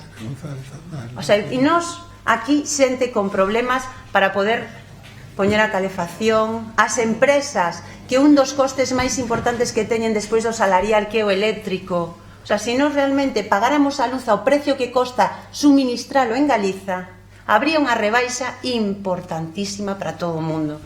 Pero aquí tamén isto é como outro tabú, non? Porque os vascos, que son, de verdade, son moi espabilados, porque eles para as empresas grandes consumidoras conseguir unha tarifa moito máis baixa que a que ten o resto do Estado. E nós, que somos grandes produtores de enerxía eléctrica, temos un goberno que di que como vamos a pedir iso.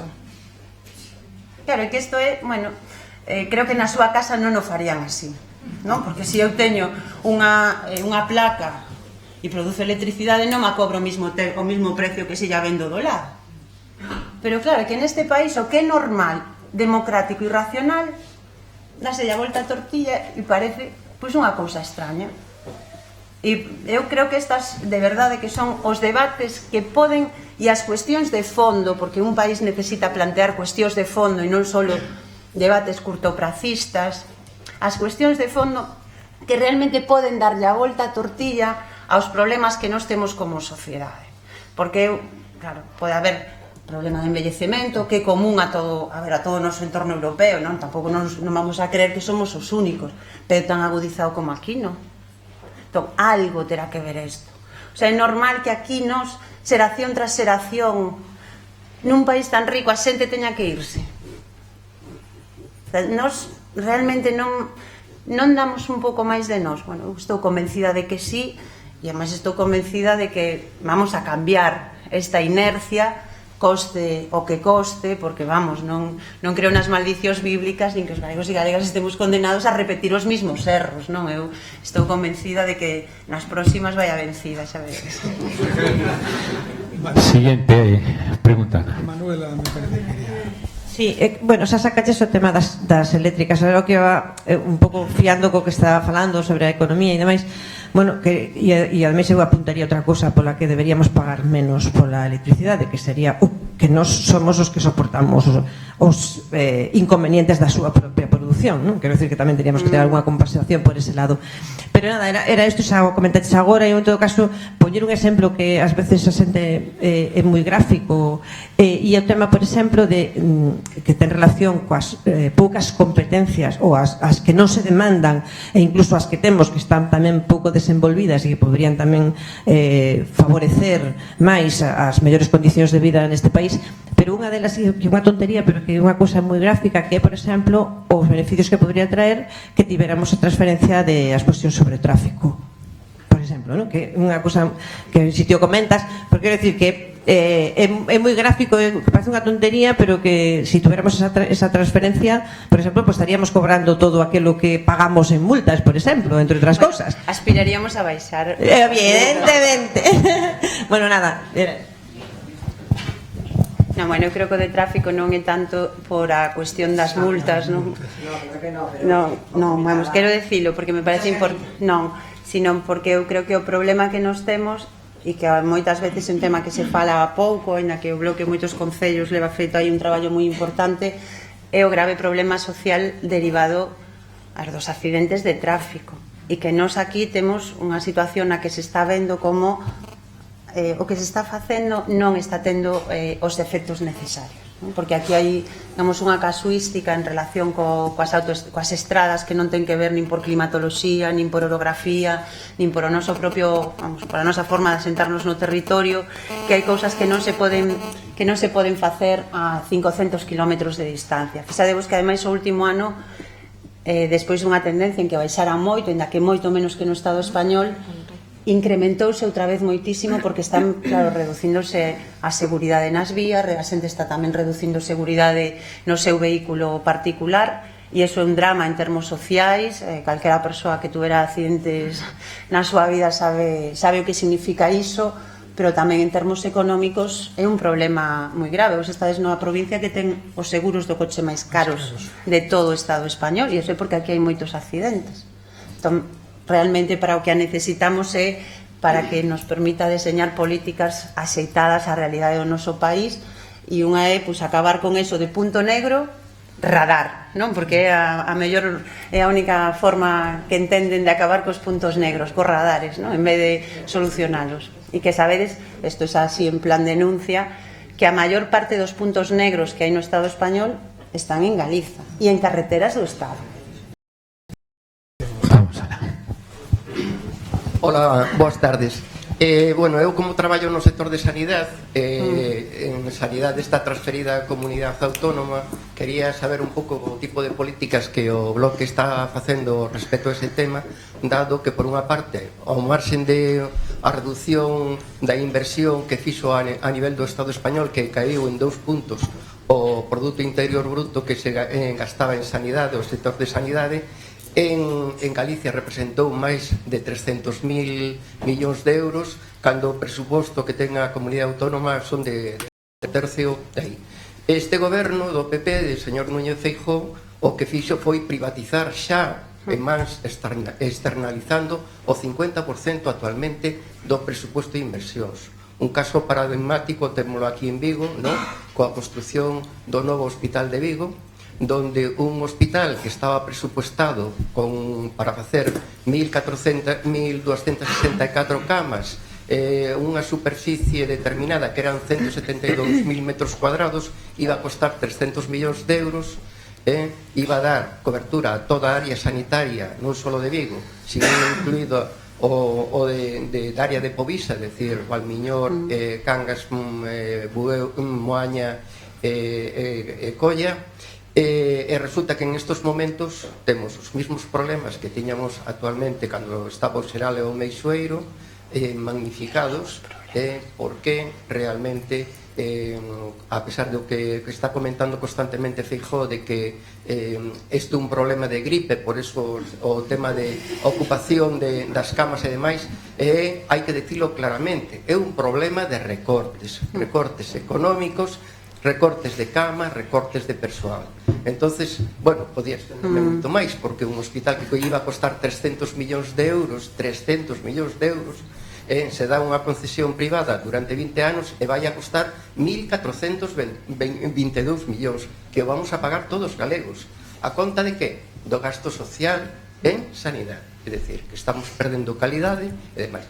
Entonces, en ese aspecto, bueno, sin extenderme moito máis, quería que tipo de políticas ten o Bloque respecto a ese tema. Gracias. Ben, ti xa debuxaches unha parte do panorama que eu estou moi de acordo, non, coa diagnose que ti fas e coa preocupación polo que significa o Álvaro Cunqueiro nas privatizacións, que non é a única privatización, aínda que é o exemplo, vamos a decir así, máis gráfico, non, de como se quere entregar a sanidade pública ás empresas e das consecuencias que iso ten a nivel da atención, non? Da calidade na atención sanitaria, porque certamente hai un deterioro importante e é unha auténtica estafa que se nos está facendo a todos e a todas, que pagamos máis por un hospital que ten menos prestacións e que ao final o que estamos enriquecendo a unha empresa que vai a facer que está facendo caixa coa saúde das persoas. Nos claramente entendemos, así por decirlo dunha maneira sintética, non? Que hai 3 ou 4 cuestións que serían importantes neste momento. A primeira é plantear o rescate de todas as privatizacións que se fixeron e a empezar por o tema do Álvaro Cunqueiro. Claro, hai unha parte que vai a ser difícil. En concreto, para o Álvaro Cunqueiro tamén creemos neste momento que sería importante que se fixera un análise de todos os problemas estruturais que ten o hospital e que os teña que pagar a empresa que fixo a construción dese hospital, porque senón o vamos a acabar pagando con cartos públicos e que se necesita, polo tanto, blindar, digamos, a sanidade pública do que son as privatizacións, e iso habría que facelo por lei, porque tamén temos que recordar que mira que les blindan, non, o modelo neoliberal, pero nós deberíamos de aspirar a blindar por lei que a sanidade non se pode privatizar. E eu creo que esa ten que ser unha aspiración que nos teñamos e que este, non sei, na nosa carta constitucional ten que estar eso garantido, porque estamos xogando co máis importante. Logo, a atención primaria necesita un reforzo importantísimo, eso é evidente, non? Hai que facer unha aposta por recuperar a todo o personal sanitario, todos os postos de personal sanitario que se foron perdendo e facer unha mellora. E logo eu creo que nós temos que aspirar no futuro, non no futuro máis inmediato, a que se eliminen os repagos que se foron introducindo no que se refire no acceso aos medicamentos, porque se está vendo que eso xenera un problema desde o punto de vista sanitario. Digo isto ao mesmo tempo que tamén digo que hai que poñerlle control ao papel das farmacéuticas e a unha excesiva medicalización moitas veces sin ningún tipo de sentido, que non responde a un problema de saúde, sino que responde a intereses económicos. E despois, logo, nós temos que recoñecer a marxe de todo o debate sobre a privatización ideolóxico que hai outra pata, e que a sanidade pública galega está moi mal financiada.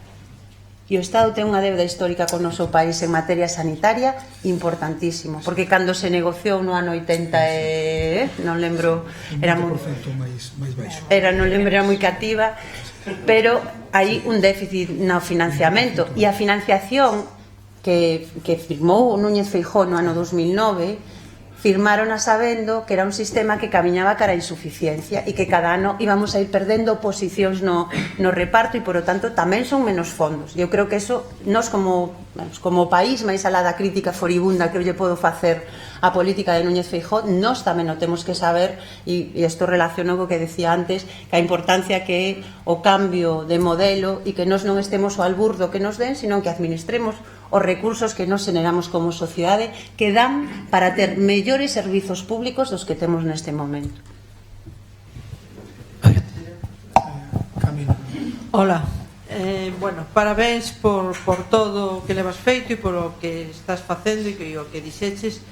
Entón, hai unha porcentaxe alta de xente dos que estamos aquí que, bueno, estábamos convencidos de que o Bloque tiña que estar no poder de Galicia, e hoxe, pois, supoño que acabarías convencendo o resto. A miña pregunta entón é: como conseguilo? Porque está claro que estes que traballan en contra do pobo galego e de todo consiguen maioría absoluta. Isto é algo que hai que telo moi clariño e ver como chegar ao poder. A mí preocúpame moito, bueno, as cuestións económicas todas, pero non sei por que a lingua. A min a lingua dóeme, e dóeme que os meus netos pois non teñan con quen relacionarse unha vez que saen da casa. E iso día tras día, e cada día parece que é peor, porque o vexo na facultade, non? Incluso algún rapaz que ven facer filoloxía gallega, en cuanto sale de la aula empeza a falar castelán, e é alucinante. Alucinante porque non sabes, pregúntase, porque está ali e dixe unhas cousas moi extrañas. Por lo tanto, creo que hai que coller o poder. É a única maneira, e sei que hai xente no Bloque que pensa que o primeiro son os principios e a doutrina, e que o do poder que xa se chegará. Así nos foi. Non, hai que chegar ao poder. É da única maneira, parece que ti estás convencida, de facer algo, de reverter as políticas destes tipos que acaban con nós e acaban co país, porque non lle interesa nada.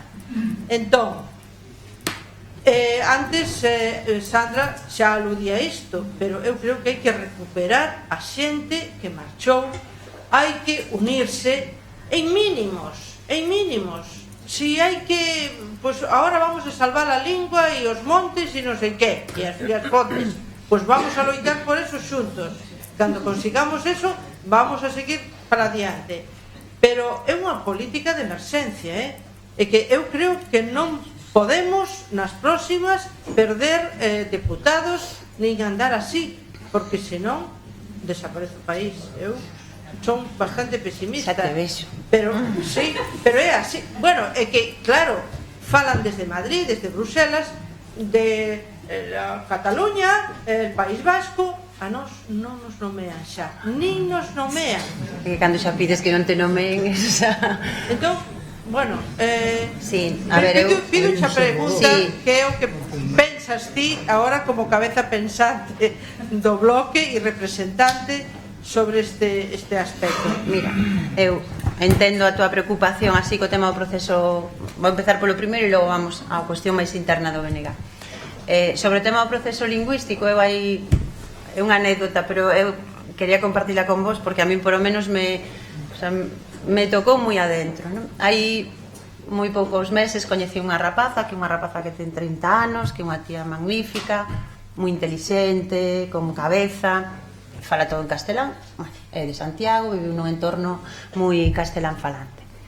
Pero é que outro día contoume unha parte dela falando así co idioma, en donde decía, eu con 14 anos puxeme a falar galego, así, porque lle parecía que era necesario falalo, pero é que vinga, que lo era dificilísimo, porque todo era e por que falas, e un cuestionamento constante, non de por que falabas galego, o sea, que e ela era dun entorno, o sea, castelán falante. E outro día decíame, mira, é que vos se síntome máis cómoda falando en inglés que en galego. E non mo decía con ningún prexuicio cara ao idioma, nin cara ao país, que unha, de verdade, que unha persoa que ten raíces. Pero pasáballe isto, porque claro, de repente, pois, creas círculos onde o galego non existe, e as linguas son linguas para estar na sociedade. Claro, se as metemos no congelador, é moi difícil. Que pasa? Que eu son, de verdade, das que creo que nós non podemos tampouco alimentar o discurso de que está todo derrotado. Non, é que hai moitas experiencias positivas e hai moito que se pode facer se nós o traballamos en ámbitos distintos. Hai unha cousa que non vamos a cambiar, que é o decreto do plurilingüismo nesta legislatura. Eu creo que é imposible. Vámoslo seguir intentando, vámoslo seguir defendendo, pero eu son realista. Non o van a cambiar no sustancial, porque é unha política central para o Partido Popular no seu proxecto de España. E iso é así. O sea, é algo deliberado, pensado, e claramente, ademais, no proceso que se está vivindo nestes momentos, para eles, se en Galiza houbera un movimento nacionalista forte que lles cuestionara o réximen, é que salta polos aires, salta todo polos aires, e a estrutura do Estado é fundamental para que manteñan os grandes beneficios económicos as grandes transnacionais españolas, que é por o que lles interesa, porque logo se a xente vive ben ou mal, non lles importa en absoluto. Entón, iso é un problema político, económico tamén neste momento, e que non, que eu creo que eles eso non se poden permitir, e aquí se fixe unha política moi forte que non ven de agora, o sea, que isto ven do fraguismo, porque eu tamén ora santificar a Fraga, non? Cando decimos con Fraga nos iba mellor, pois non, Fraga facía o mesmo, só que máis cínicamente, non? Porque tamén son cousas que a veces unha escoita se lle move algo dentro. Entón, esa é, eu creo que unha cuestión na que nós temos que asumir que temos que traballar socialmente, que temos que traballar nos concellos e que temos que facer o que podamos e crear unha dinámica positiva ao redor do galego nas medidas das nosas posibilidades. Eu coñezo xente que queda cos fillos que falan galego para que os seus nenos se socialicen nun parque en galego. É triste, pero é eficaz. Logo, imos ver, nós creo que como organización política tuvemos os nosos procesos convulsos, tuvemos as nosas situacións moi difíciles e seguramente cada un e cada unha dos militantes, dos simpatizantes ou das persoas que non nos votan e nos miran, os que nos queren e as que non nos queren, ten un diagnóstico a respecto de cales foron as causas dese proceso e tal. E o que teño moi claro é as consecuencias. No? E as consecuencias, desde logo, non son positivas non para unha organización política, sino non son positivas para Galiza, porque con independencia do que cada quen poda votar ou creer, sí que penso que hai unha corrente de fondo neste país que pensa que o nacionalismo é necesario para Galiza e que sempre foi útil e positivo na dinámica política que nos conseguimos xerar a respecto dos grandes debates no país. E eu creo que isto podemos compartir.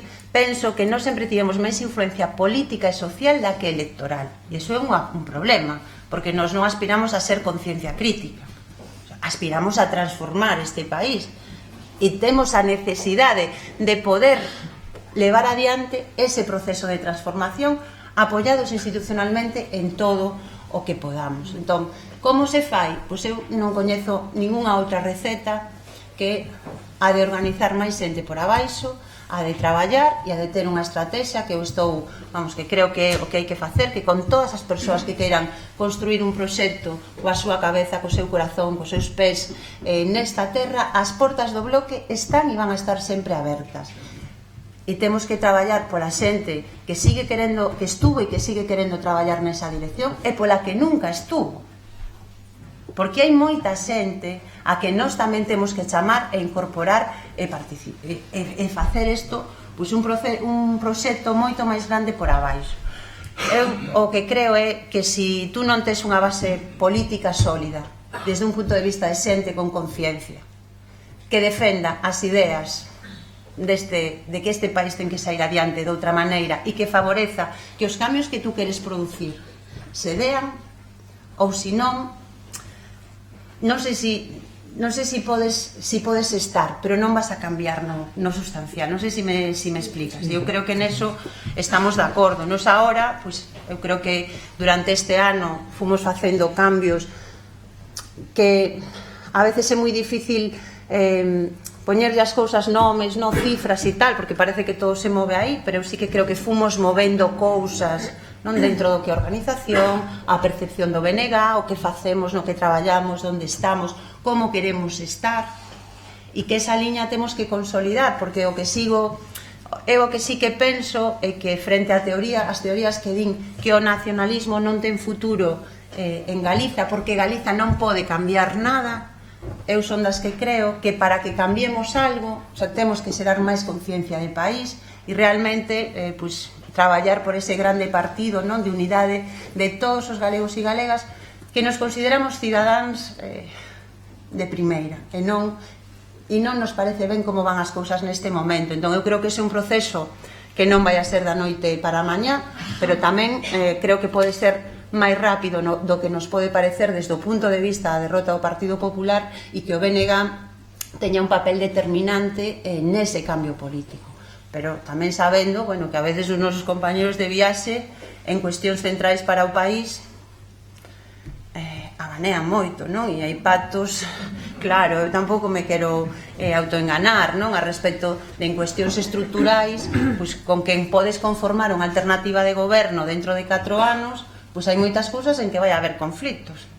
Pero porque os hai arriba, non porque a xente abaixo non este disposta a ver con naturalidade neste país que apoyemos o galego. Eso veo todo o mundo, eu creo, en xeral, menos 4 ou 5 así fanatizados, que non lles gusta nada que fale ben do galego, cunha actitude positiva neste país. Eu digo que hai unha maioría social que está disposta a apoialo, pero hai unha élite económica e política que non. E esas están algúns partidos cos que o mellor nos tamén temos que traballar, pero digo, o importante para mí neste momento é que nós temos, eu teño desde logo convicción de que nós estamos aquí para cambiar as cousas, que as cousas se cambian con traballo social, pero tamén chegando a ter cuotas reais de poder. Non me autoengano, a Xunta non é poder, a Xunta é capacidade para xestionar moitos recursos e dache instrumentos para traballar socialmente.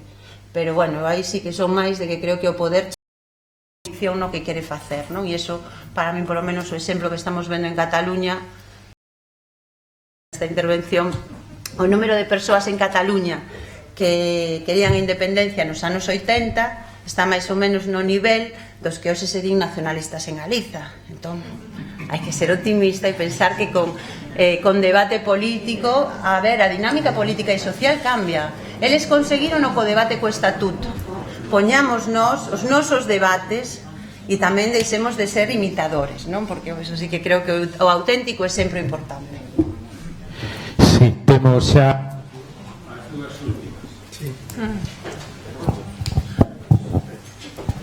Eu sinto que realmente este discurso e esta resposta que nos destes agora, que realmente, pois, bueno, debería ser a concluinte, porque é a que realmente se pode entender como a máis acaída o que tú representas. Realmente, pois, eu non entender así xa rematado, e que en algún momento quisen falar antes de periferia e ultraperiferia. Evidentemente, en todo caso, a xente nos tilda como excéntricas e excéntricos, porque estamos aquí, non? Evidentemente, na suposta excentricidade de Europa. Curiosamente, e falo de periferia, non de excentricidade, hai dous locais, un europeo e os por os o outro non é, pero que realmente no mundo das comunicacións, o transporte e a distribución de mercadorías, en todo caso de riqueza, teñen desplazado, curiosamente, a dúas localidades do Estado español. Unha é Vigo, desplazada por Porto non, Leixoes e Matosiños, e a outra é Las Palmas de Gran Canaria, desplazada polo porto de Mindelo, como ben sabedes, nas illas de Cabo Verde. É curioso que, mesmamente, ca insidia de que Mindelo ergueuse como un porto bucle para a distribución entre América e Europa como consecuencia dos cárteles de distribución da droga na súa altura, e de forma óptima souberon ler os habitantes daquel lugar e reconvertir aquilo en algo realmente positivo para a sociedade. Bueno, aquí cando nos falan de transportes e comunicacións, e curiosamente a prensa hoxe maquetaba a túa presencia aquí falando de comunicacións, era o que destacaban, non? Ben, qual é a proposta do bloque, que mal que ben eu coñezo, pero quero escoitarte a ti, en que quedan todas estas propostas de transporte máis de proximidade, cando resulta que o alcalde, os alcaldes, por conducir algo, conduce unha cabalgata de reises, e en todo caso, a través da comunicación, que falo de comunicación e periferia, algunhas persoas lle chega a comunicación na súa cabeza ao punto de chamarlle a un parlamentario galego deputado regional. Ben, moi brevemente imos ver tema de transportes. Eu creo que nos teríamos aquí dúas grandes cuestións, non? Unha son os portos, que aí se move económicamente unha actividade moi importante, e nos temos portos moi relevantes no Estado, que curiosamente o Estado mantén a súa competencia sobre eles e iso transfire a aqueles que xeneran unha menor actividade económica. Nos o que decimos é que para poder facer unha política aeroportuaria integral deberíamos de ter a competencia nos portos, tamén deberíamos de ter capacidade para decir algo sobre os nosos aeroportos, porque realmente, o sea, temos 3 pero non temos ningún, non? E hai unha descoordinación. Eu creo que ahora neste momento no que estamos no debate nos teríamos de aspirar a que aí houbera pois, un funcionamento coordinado e non de competencia, e que se acabara tamén esta guerra localista, non? Que ao final só beneficia as compañías low cost, que acaban recibindo unhas subvencións moi importantes e que non temos unha estabilidade mínima no tipo de oferta aeroportuaria que temos, e cumpriría un pouco de especialización. E despois, nós temos, para min, dous problemas internos importantes no que se refire á mobilidade, e que é clave que o resolvamos, porque desde un punto de vista social e ambiental eu creo que sin un transporte colectivo accesible o modelo, digamos, non vai a funcionar, porque hai moita xente que non pode ter un vehículo particular e moitas persoas, e eso desde un punto de vista ambiental, e que xenera un impacto moi forte no noso territorio. E eu, por lo menos, creo que o modelo de autovías hai que poñerlle, hai que pechalo en algún caso, porque ademais é insostible desde un punto de vista económico, e se queremos máis autovías, as peaxes van a subir moitísimo, porque non é viable. Entón, para min, desde un punto de vista da mobilidade, o importante sería que Galiza tuvera un tren de cercanías. Temos un tamaño de cidades e vilas intermedias que sí quedarían para que ese modelo pudera funcionar, e estamos vendo que no tramo Coruña-Vigo, aínda cos problemas que ten desde o punto de vista dos horarios, frecuencias e demais, hai unha demanda, funciona, é rentable, encima. E iso podería compensar aquelas zonas onde non o é.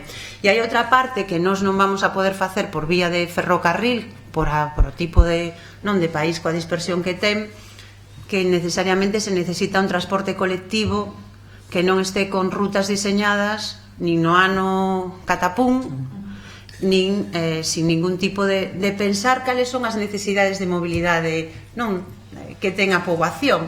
Aquí tedes un conflito moi importante. Como vos comunicades co hospital? Non se pode ir en hospital. E con Bayona. O sea, tedes unha circunvalación e, bueno, tedes unha peaxe.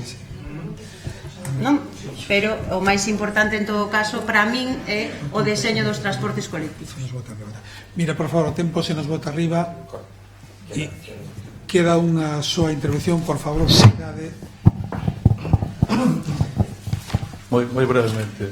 Boas noites a todos e a todas. O meu nome é Sergio Rey, son da Terra de Montes, familia de republicáns, a miña filla de republicáns, la Canteros e Labregas, e moi brevemente quería decir algo do que decía Manuela, que falaba das competencias de tráfico. Datos que teño do tempo de partido é que en Galicia se recadaban 35 millóns de euros ao ano e se invertían aquí 5. Os outros 30 iban a Madeira. Con respecto ao camino, claro, evidentemente todos quixéramos ter o poder para cambiar esta sociedade, etc. Pero para min non hai atalhos, é dicir, as cousas temos que seguir facendo ben. Eu quería agradecerle a Ana Pontón e a todos os compañeros e compañeras do BNG o traballo que están facendo dunha maneira increíble por todo o país, rompendo a cara e a alma, como se fixo sempre, con máis ou menos acerto, como se fixo toda a vida. Eso eu creo que temos que valorar e temos que agradecer. E logo na miña cabeza anda rodando unha idea desde fai quizá un par de anos, de que, seguindo un pouco o que decía Camino, para que a nosa xente vote por forzas políticas galegas, ten que sentirse con orgullo de ser galego. E para iso, en vez de estar pensando e adorando a la Casa Real, a la selección española, a la Roja e a Fernando Alonso e a outra, pues eu creo que nós necesitamos saber, non necesitamos esta población que ten un organismo científico que é no mundo que é un desarrollo, Tecnalia, sí, pero está en todo o mundo. Tecnalia está en todo o mundo. A Universidade Vasca e a Tecnalia apoian o empresariado vasco, investigan e se fortalecen de todo. Foi un orgullo con todas e cada unha das persoas que estiven no BNG, e eu o que agradezo moito é todo ese entusiasmo, toda esa ilusión, todo ese empuxe que é para min o motor que pode cambiar as cousas e que a min polo menos sempre me emocionou e me entusiasmou. Moitas gracias a todos.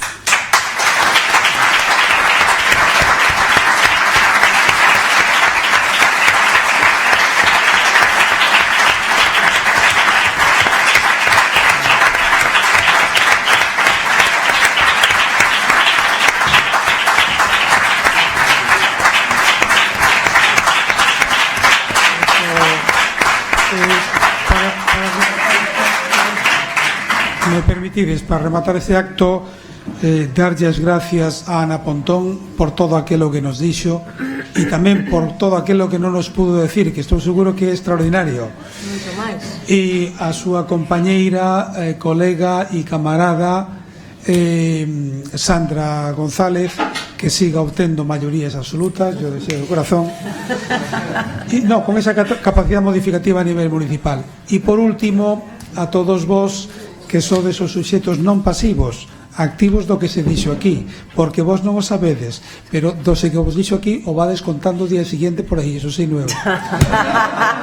Entonces, vamos a proceder a facerlle unha entrega de un obsequio a ambas as dúas, feito por autores locais, porque tamén temos autores locais. Hai moita cabeza aquí e moito factor humano que tamén, concordando con Eusebio Rei da Terra de Montes, me quedarei con eso para toda a vida, chico. Concordando con él, isto habremos de concluir que o factor humano, aparte dos económicos, é moi importante aquí na Galiza. Entonces vamos a facer entrega. Gracias por o tema. Ala, que bonito. Isto é un artista local, Afonso Soliño. Que bonito.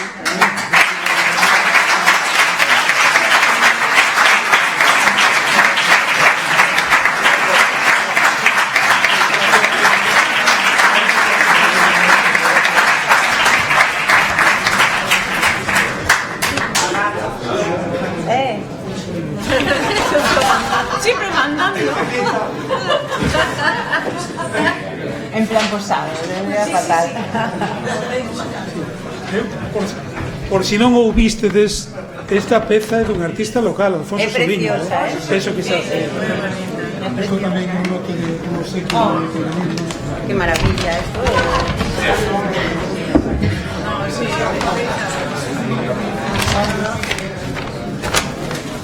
non me des un bico porque xa me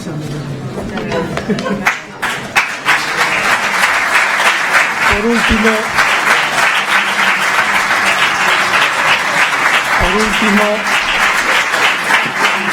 no, dixen as dúas que non me deran un bico, que non fai falta, que non. Por último, decir que na próxima na próxima sesión do IEM estará aquí un bello conocido personal e para min con gran respeto político, que é Xaquín Fernández de Leiceaga, que é portavoz voceiro, en estes termos, do Partido Socialista Obrero Español no Parlamento Galego. Tamén un home que é unha delicia escoitalo, ao marxen de outras consideracións. Sobre a explicación da estructura. Vamos a lelo, para que vexades o que ten.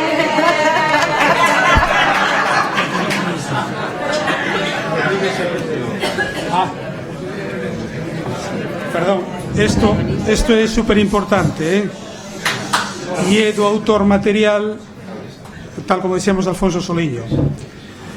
Fundamento alxebraico, pi. Misterio na escola, enigma numérico e racional pro cálculo matemático e formal, apoiado no inxenio e na viveza do espírito habitante no ser. Recurso para a expresión dos soños e doenzas con raciocinio e agudeza. Desidia e tránsito da vida. E isto fixo en marzo do ano 2016 e o asina Alfonso Soliño Troncoso.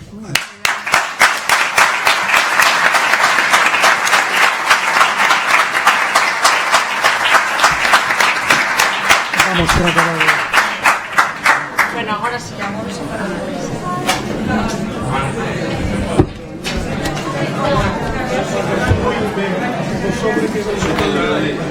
Bueno, muchas gracias.